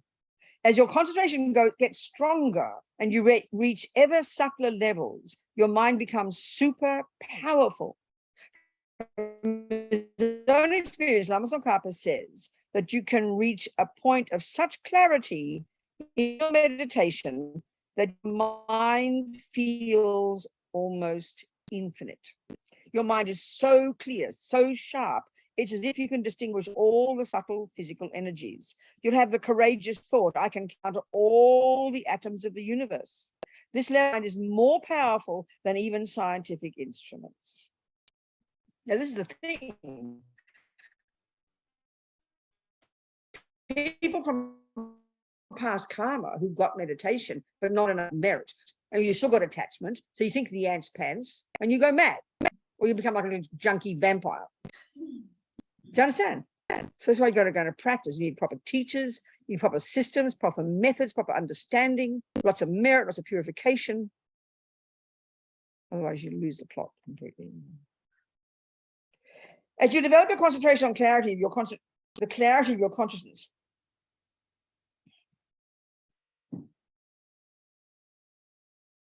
okay, never mind that.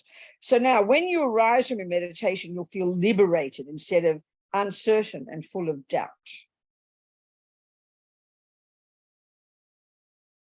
and conflict. I mean, that's really when we understand, we see mind more clearly, always worried and fearful and negative and miserable and not sure and can't control. That's normally how we are. When you've got some level of concentration, your mind is radiantly clear. Can you imagine that? And you'd know what's going on in your mind. It's unbelievable. It's just like incredible. We don't have anything like that in neuroscience or psychology. Nothing remotely like it. You experience inner peace. You'll always have a happy, joyful vibration. In fact, you continuously experience tremendous pleasure. Now, the pleasure of chocolate is nothing to you. What you can experience now with your mind is super. It's like another realm, another dimension. And when your senses do come into contact with their objects, of course, you experience bliss then too. You hardly even notice whether it's night or day. Actually, even now, when you have some samsaric happiness, you have a similar kind of experience. You dance and drink all night, intoxicated with the pleasure. Time just flies. Well, this is what happens when you're intoxicated with the blissful experience of samadhi. And of course, okay, never mind. So now your body feels so light. When you're out of meditation, the heavy energy of your body vanishes. They call it, there's a certain kind of flexibility of body that they say that is literally, like Lama says, it's like your body feels like a brand new body. You feel so light, almost as if you could fly, almost as if you had no body at all. You develop clairvoyance. Lama Tsongkhapa said that you will develop clairvoyance. According to the Amitabha teachings, there are two kinds of clairvoyance. One is what we understand as intuition, an untrained sense that we all have to some extent, So, for example, you might feel strong without any logical proof that something has happened to your dear friend back home. The other can be gained by training the mind in meditation, as we're discussing here. You're able to see long distances as well as other people, including their minds. At first, your experience seems like a dream, but the more your concentration develops, the more clearly you see, just as if you were there in person. This kind of clairvoyance is not imagining something. This is just normal. I mean, there's nothing like this in the West. People have moments of clairvoyance, think they're the ants' pants, but they don't know how to get it. They don't know how to improve it. They don't know how it came. It just kind of pops up out of nowhere. That's how most of these experiences happen, from past experiences, from past meditating. But they're in isolation and you don't know what to do with it. But this is natural. It's just inevitable. And Buddha says you can't begin to help people until you've got clairvoyance, And this grows and grows and grows until eventually, when you're a Buddha, you can see the minds of every being simultaneously, all their past, all their future, all the permutations, all the variations. It's like insanity. This level of wisdom we can't, it's like talk about rocket science, All this is in the experience of these great yogis over these centuries, and all these techniques are intact and alive now. That'll do. Just to get you excited, okay?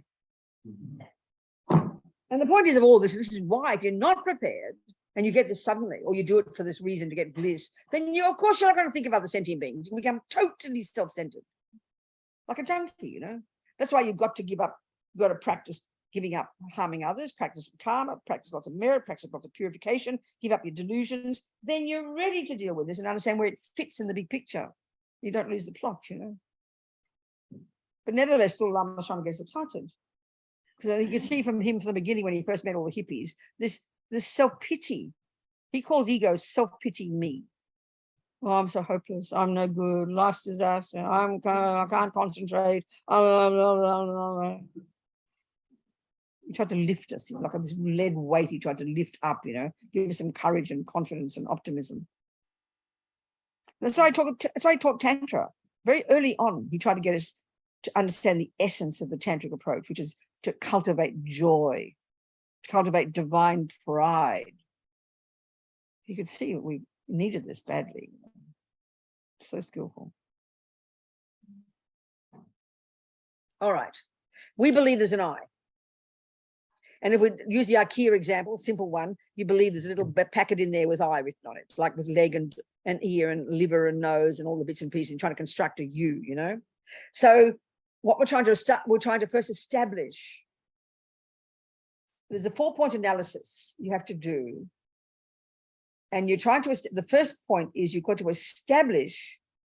So let's say all those parts didn't have names on them in the IKEA box. Let's say they're just bits and pieces there. And you millions of bits and pieces. So you first got to establish what it is you think the I is. before you start searching among the parts. Is it there or is it not? The object of negation is and this is the tricky part, because you say, well, Buddha says there is no I, so how can I establish what it looks like? We've all got a very vivid feeling for what an I is.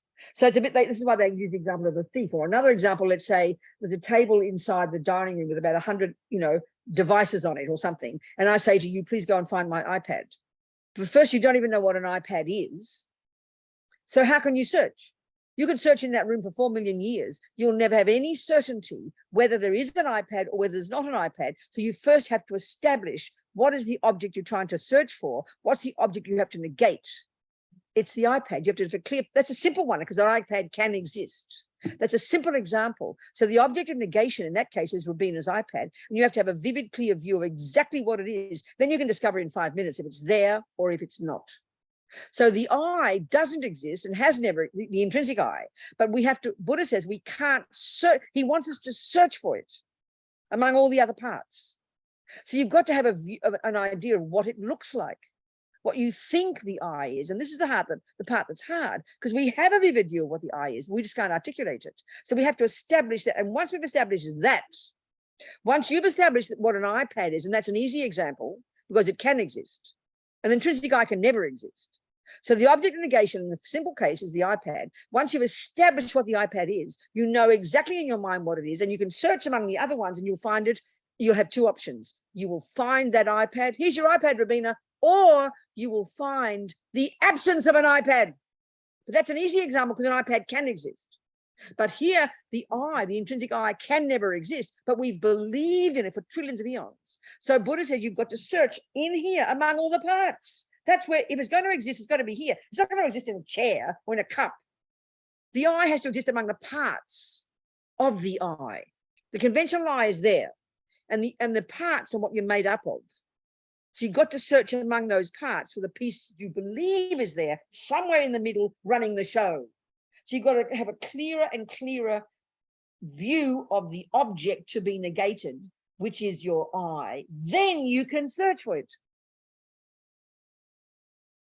In your example with the tea. That's a different discussion now. That's a whole different one.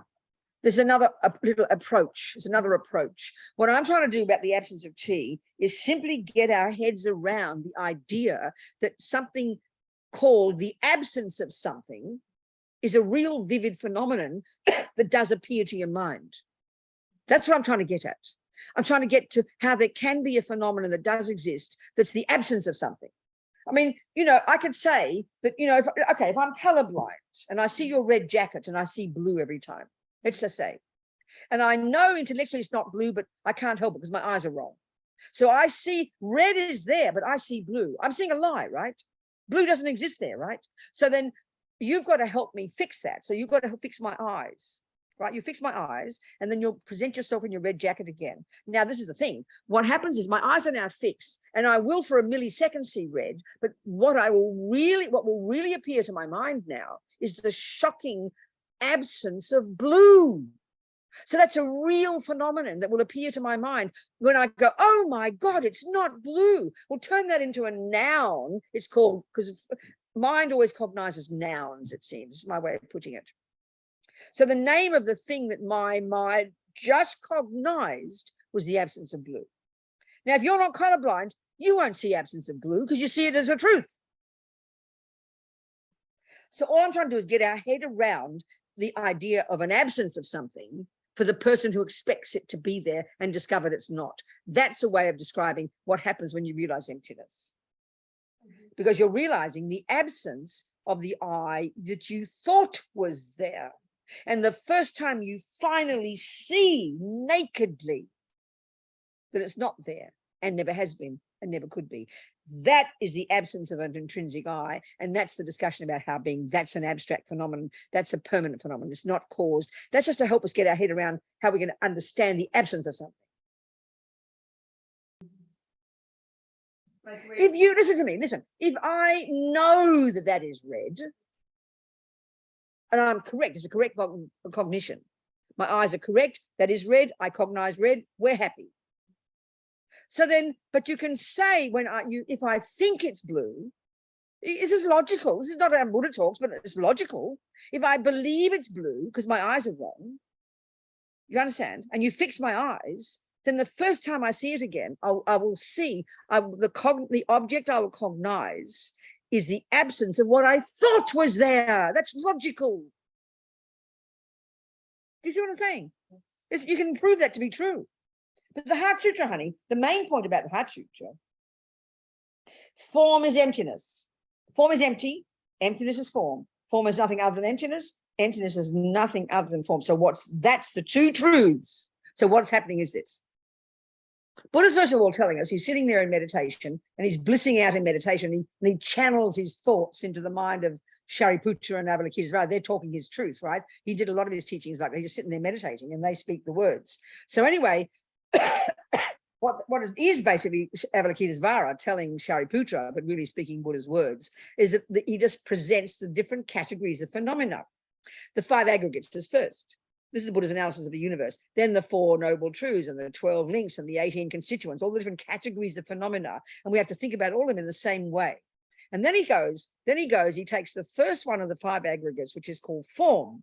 And the 5 aggregates is this sutra the Buddha taught that divided a person into these 5 little categories. We've got 5 bits in here. You know, we're made up of 5. You can say we're made of 2 bits. You can make us into, we can break up into 1,000,000 bits. He made us up into 5 bits. And the first one is form, which is referring to the physical. So he says, we've got to do all the same analysis for all the things, but he uses form as an example. And he says, form is empty. Then he says, emptiness is form. Then he says, emptiness is nothing other than form, and form is nothing other than emptiness. So what does he mean? This is the two truths. And this is to ensure that we don't fall into the abyss of the great mistake. So you form or anything, you put any noun there, anything that exists right there. So you can put I right there. So let's spell it out. What he's saying is this.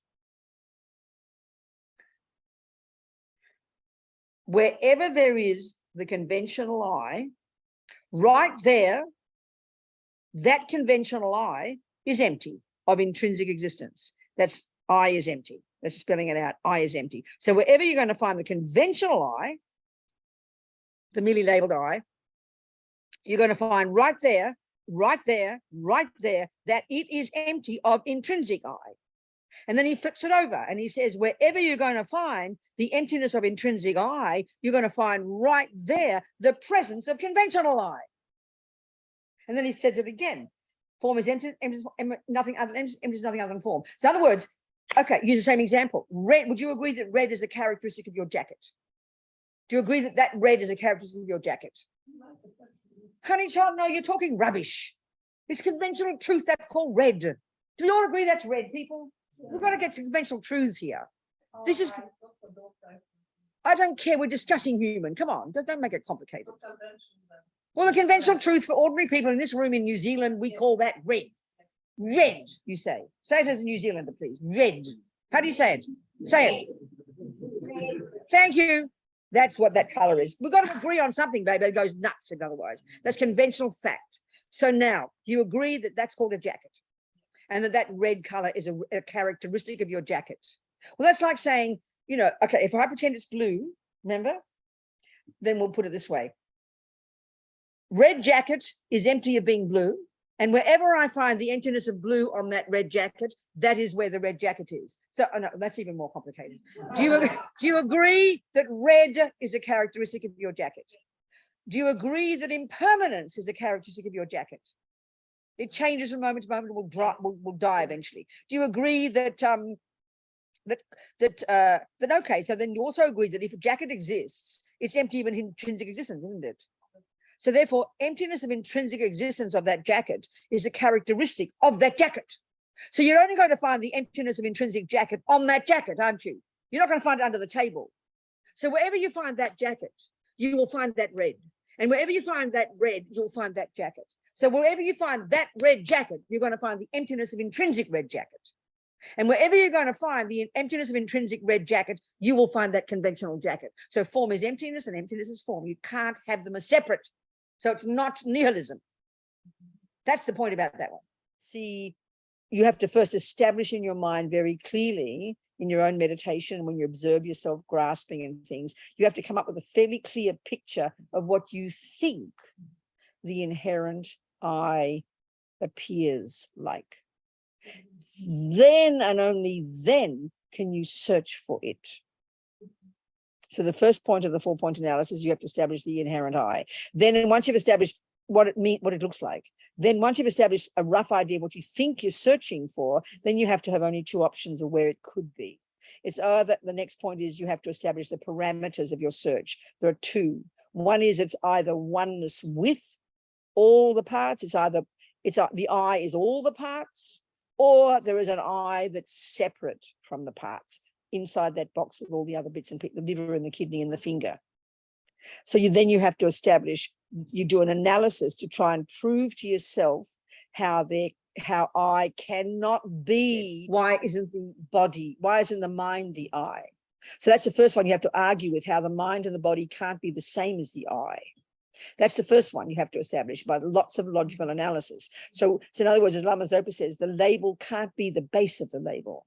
So we think there's an I in here. Sometimes we think the whole of this is the I, a big lump of me. So if it's true that your mind is your I, then you would have to be saying, I have an I. My mind has a mind.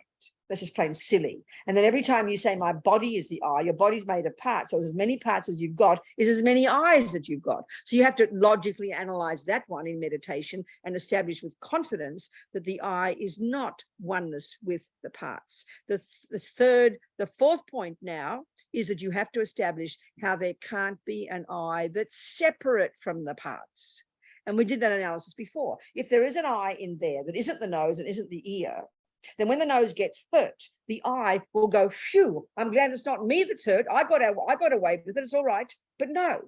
So then we have to establish, one, you establish the object to be negated, get a feeling of what you think this intrinsic I is. Then you have to establish it's not oneness with the parts. Then you have to establish you can't find it separate from the parts. And when you are absolutely convinced of these, you will then lead you to the realization that there is no intrinsic I from its own side. That's the 4-point analysis.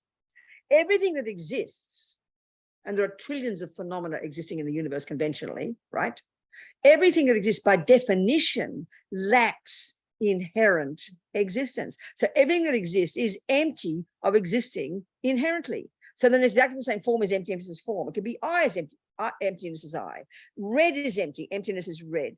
But, kaka is empty, kaka, emptiness is kaka. Whatever you posit a phenomenon conventionally, you will discover on that phenomenon right there a characteristic called the absence of inherent phenomena. The great yogis, the lesser great yogis will have fear, incredible fear, because they think the I they've been believing in is gone. But the greatest yogis, who are the more advanced yogis, only have joy because they realize the truth finally. But eventually and that's why the lamas often say, when you are meditating, you get like a glimpse of emptiness. Fear could come, but he says, you don't get diverted. You stay right there because you can never disappear. You can't possibly disappear. So don't buy into the fear. That can just cause hindrances to your understanding. They say like that. You see, my mind is going on about, it's not the point about cups, it's not the point about money, it's not the point about pink and red. It's just simple examples of how you can identify an object called the absence of something. So that's why the yogi would get a shock. Because what the yogi has realized in the subtlety of their meditation, that the I they've been taking as a given for eons, because we take this one as a given, it's so subtle. Everything we believe is based on the assumption of an I. It's the deepest misconception. It's so primordial, it's so utter, we can't identify it. So when you suddenly, like the very ground you've existed on all these eons, a belief in an I, suddenly you see nakedly that it's not true. That's quite shocking. That is quite shocking, But it's joyful because now you know you're free.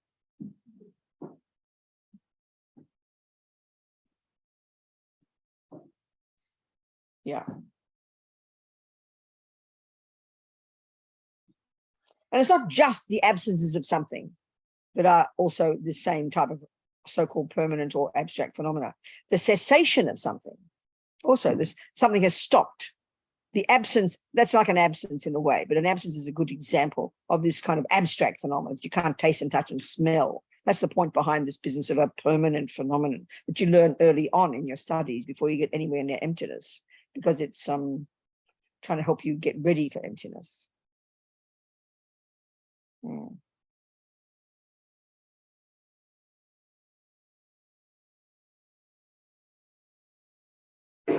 And they say the Heart Sutra is spoken from the point of view of a person completely absorbed in the realization of emptiness. So in other words, within emptiness, there is no I, no this, no that, no form, no feeling, blah, blah, blah, blah. And then later on, the Buddha says, there's no wisdom, and there's no attainment of wisdom, and there is no non-attainment of wisdom. So what he's saying is, there is no wisdom, meaning wisdom is not inherently existent. And then he says, there's no attainment. When you've realized the wisdom, there's no, that even the attainment of wisdom is not inherently existent. And then it says no non-attainment, which is referring to the emptiness of inherent attainment of wisdom, that even that is empty as well. That's what that means. So whatever exists, whatever can be posited as existing, whatever can be cognized by your mind, a valid mind, which is an existent, that phenomenon necessarily possesses the characteristic of lacking inherent existence. That's why the two truths together are so important. Because, you know, the two form is emptiness, form is different forms of emptiness. You can't have them separate. Right now, we have the two extreme views. And when we hear empty, we throw the baby out with the bathwater, and we hear nihilism. There's nothing. And then when we hear dependent arising, there is something, we over-exaggerate that and we grasp at it. Well, at least there's something. Phew, what a relief. They're both misconceptions. And the reality is, when we start to understand the two truths, the conventional and ultimate, dependent arising and emptiness, are actually the flip sides of each other. So when you're when you're in the right track, every time you hear empty, it tells you it's a dependent arising. And every time you hear dependent arising, it tells you it's empty. And these two come together, and eventually you get the middle way. The final middle way is when the two truths are simultaneously cognized, and that's only when you're a Buddha.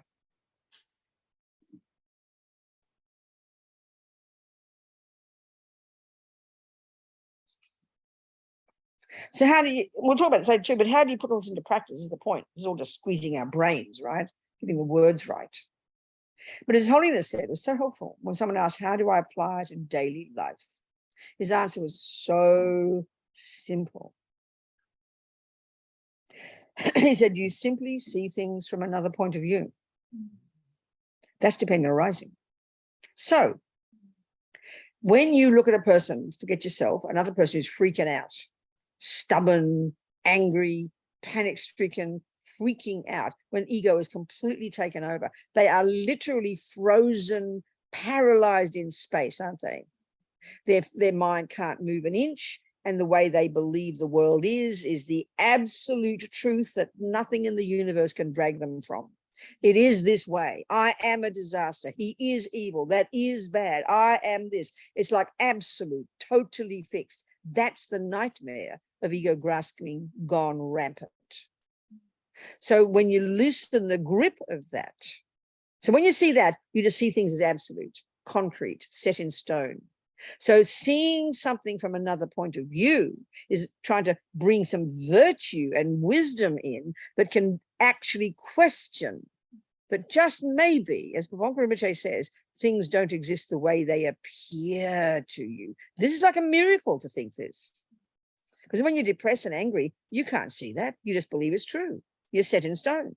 So then to have the courage to actually think, if you're furious with that husband who cheated on you, some devastating thing happened, you know, it is true.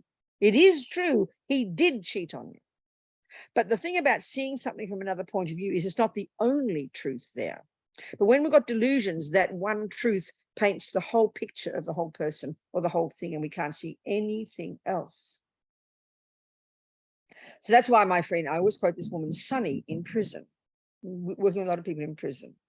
She's not even a Buddhist. She was this nice Jewish hippie back in the 70s, hitching with her husband and hippie kids. She's out of prison now. She's old, in a wheelchair in Ireland. She was in 17 years, and they were hitching, and they got picked up by these two guys, and the two guys got stopped by the police, and the two guys killed the police, and then the two guys blamed the hippies. So these two hippies, this is husband and wife, the kids were given to her family, and they were accused of murder. Well, in the beginning, of course, they're going to find the truth. This is insane. You don't believe they're they're these little hippies, no history. Maybe the husband has some history, I don't know. But basically, she spent 17 years in this hell. Solitary confinement most of the time. Because when you're a police killer, you're the worst on the planet, Her kids were given to her family. Then her family died in a car accident, her mummy and daddy, so the kids were given to the state. And the husband was executed. And she went to the execution. And his brains burst into flames. Talk about Victorian, talk about medieval. One nightmare after another. This woman, right? Now, that will be enough to make most people go crazy. Look at our world when bad things go wrong. But this woman, all I can say is she wasn't a Buddhist. She did yoga and stuff. She was living isolation, this nightmare with no support, no help, no one believing her. Got one nightmare after another. But she said she knew she had a choice to change the way she saw things. She knew. She said she knew. And she knew, in other words, she knew that by changing her mind, she'd find sanity and clarity and not go mad. Years in isolation with the Bible. That was it. Did her own yoga, did her own thing, her own friend. And so then she even said at one point, I knew at some point, I realized I couldn't change anything, but they couldn't take my mind from me. Straight out of the mouth of Lama Zopa, she said, she's not a Buddhist. She said, I decided I am not a prisoner. I am a monk. I am not in a cell. I'm in a cave. So that's exactly what His Holiness meant. See something from another point of view. But look at how difficult in the smallest circumstances we have. It's like impossible.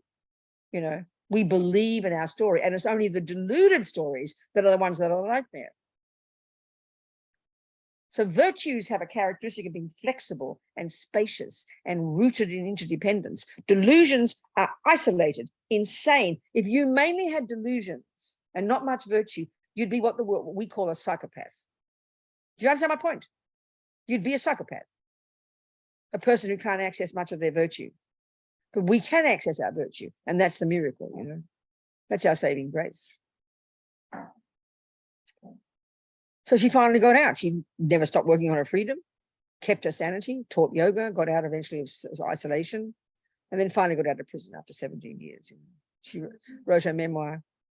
And I've met many, many people from prison who are like emotionally broken. Unless you have many tools, you become emotionally broken in these nightmarish places, right? But you meet her now, she's like this little old lady in a wheelchair. You would never imagine her in history in a million years, because she didn't have any baggage, because she worked on her mind every damn day. That's the miracle. And that's all Buddha's telling us. She's got some karma from Buddhism, clear. She doesn't care about Buddhism. She doesn't care about karma. She talks about the universe and things like that. She's amazing. You understand? So it's just karmic imprints from the past. But to be like that without having any background in it is pretty unusual, to have that level of emotional intelligence, I remember meeting at the same time, the same time as some fellow who was also accused of murder and was on death row. And he would be what we call normal. He went completely out of his brain, screaming daily, I did not rape and kill that woman. I did not rape and kill that woman. And what we think in our culture, he's normal and she's just kind of weird, But of course he's angry. Look what they did to him. Because we don't realize we can change our mind. And that's all Buddha's giving us, is opportunities to know we can see things differently. It's unbelievable. So I have such admiration. Many friends in prison. My friend Mitchell on death row in Kentucky. He's the one who knows the guy who thinks of torture all the time. He's the same. He's been there 40 years now. I met him in 97. So whatever, he was there for like a few years by that point. He was just this white Southern boy. dealing in drugs, you have guns. I mean, people die when you have guns and drugs. What do you think? He's not a monster. And so he's on death row, getting close to his death date. And he just does his meditation every morning, gets up at 5, does his 3 hours of things, whatever he does, and helps all the people locally and makes little things and writes to people. And he's got a happy mind. He's a hilariously funny fellow, Recently, he just got a tablet. I mean, all these prisons only give them tablets because they make money out of them. They're so evil. I don't want to go into it. I'll get so upset about it. I can't tell you. Anyway, he got a tablet. He couldn't believe his miracle. 35 years online, in the prison with no access to anything. Suddenly he's got this liberation of a tablet, and it had a whole bunch of podcasts on it. He couldn't believe himself. He had these Buddhist podcasts. He was so blissed out. First time in years being able to hear anything even. He was in heaven. And so when he wrote and he said, I was in tears today because I suddenly heard the podcast that you and Venerable Churky did. Churky is the one who runs the prison project now. I did before, and I've known Mitchell since 97. So I use him as an example of inspiring. And we talked about him. He said he could not believe. He said, I just thought I was in here getting my own liberation, and I've been an inspiration to other people. He said, I was in tears when he heard us mention his name, on this podcast, and thousands of people listening to him. He could not believe. He was so blissed out that he was having an influence on other people. He just thought he was there, this little fellow in his red jumpsuit, waiting for his death date, I'm ready for that electric jolt, he said. Anyway, these people, I inspired them. I tell you, I'm inspired by them. I tell you. 12:01, folks. Let's go have some lunch or a break or something. Okay. So dependent arising, see something from a different point of view. That's how you realize emptiness. Okay. Try it out. Next time someone punches you in the nose or your husband farts or something in the sheet instead of the toilet. Okay. Okay, so we jump to Semchog Rinpoche. Makye Panam Kye Yuchi Kye Panyam Pame Payang. Gong ne gong ju pa ba sho gewa di nyu do dag lama sange drup yone drawa chi kyang marupa de sara go pa sho. So now lunch, think of it as delicious nectar, the handiwork of all these sentient beings, once who died for it, once who cooked it, who, grew it, shopped it, delivered it, serve it. All this, how marvelous. We're going to eat to make us going to get fat and healthy, so we can be of kindness, repay their kindness. And then we think of this delicious nectar and we offer it to all the gurus and the Buddhas and the Bodhisattvas and the sentient beings in the whole universe. If we could, we would offer it to them, and we visualize them all experiencing the joy of receiving it. Lama Sangye Lama Chodis and Lama Gedam Che, Kongi Jepa Lama Che, Lama Namla Chirpabo. And then as Lama says, once you've done that, the bigger your stomach, the better. Okay? See you later. Thank you, precious ones. Goodbye, Joe. Thank you, darlings. Thank you very much.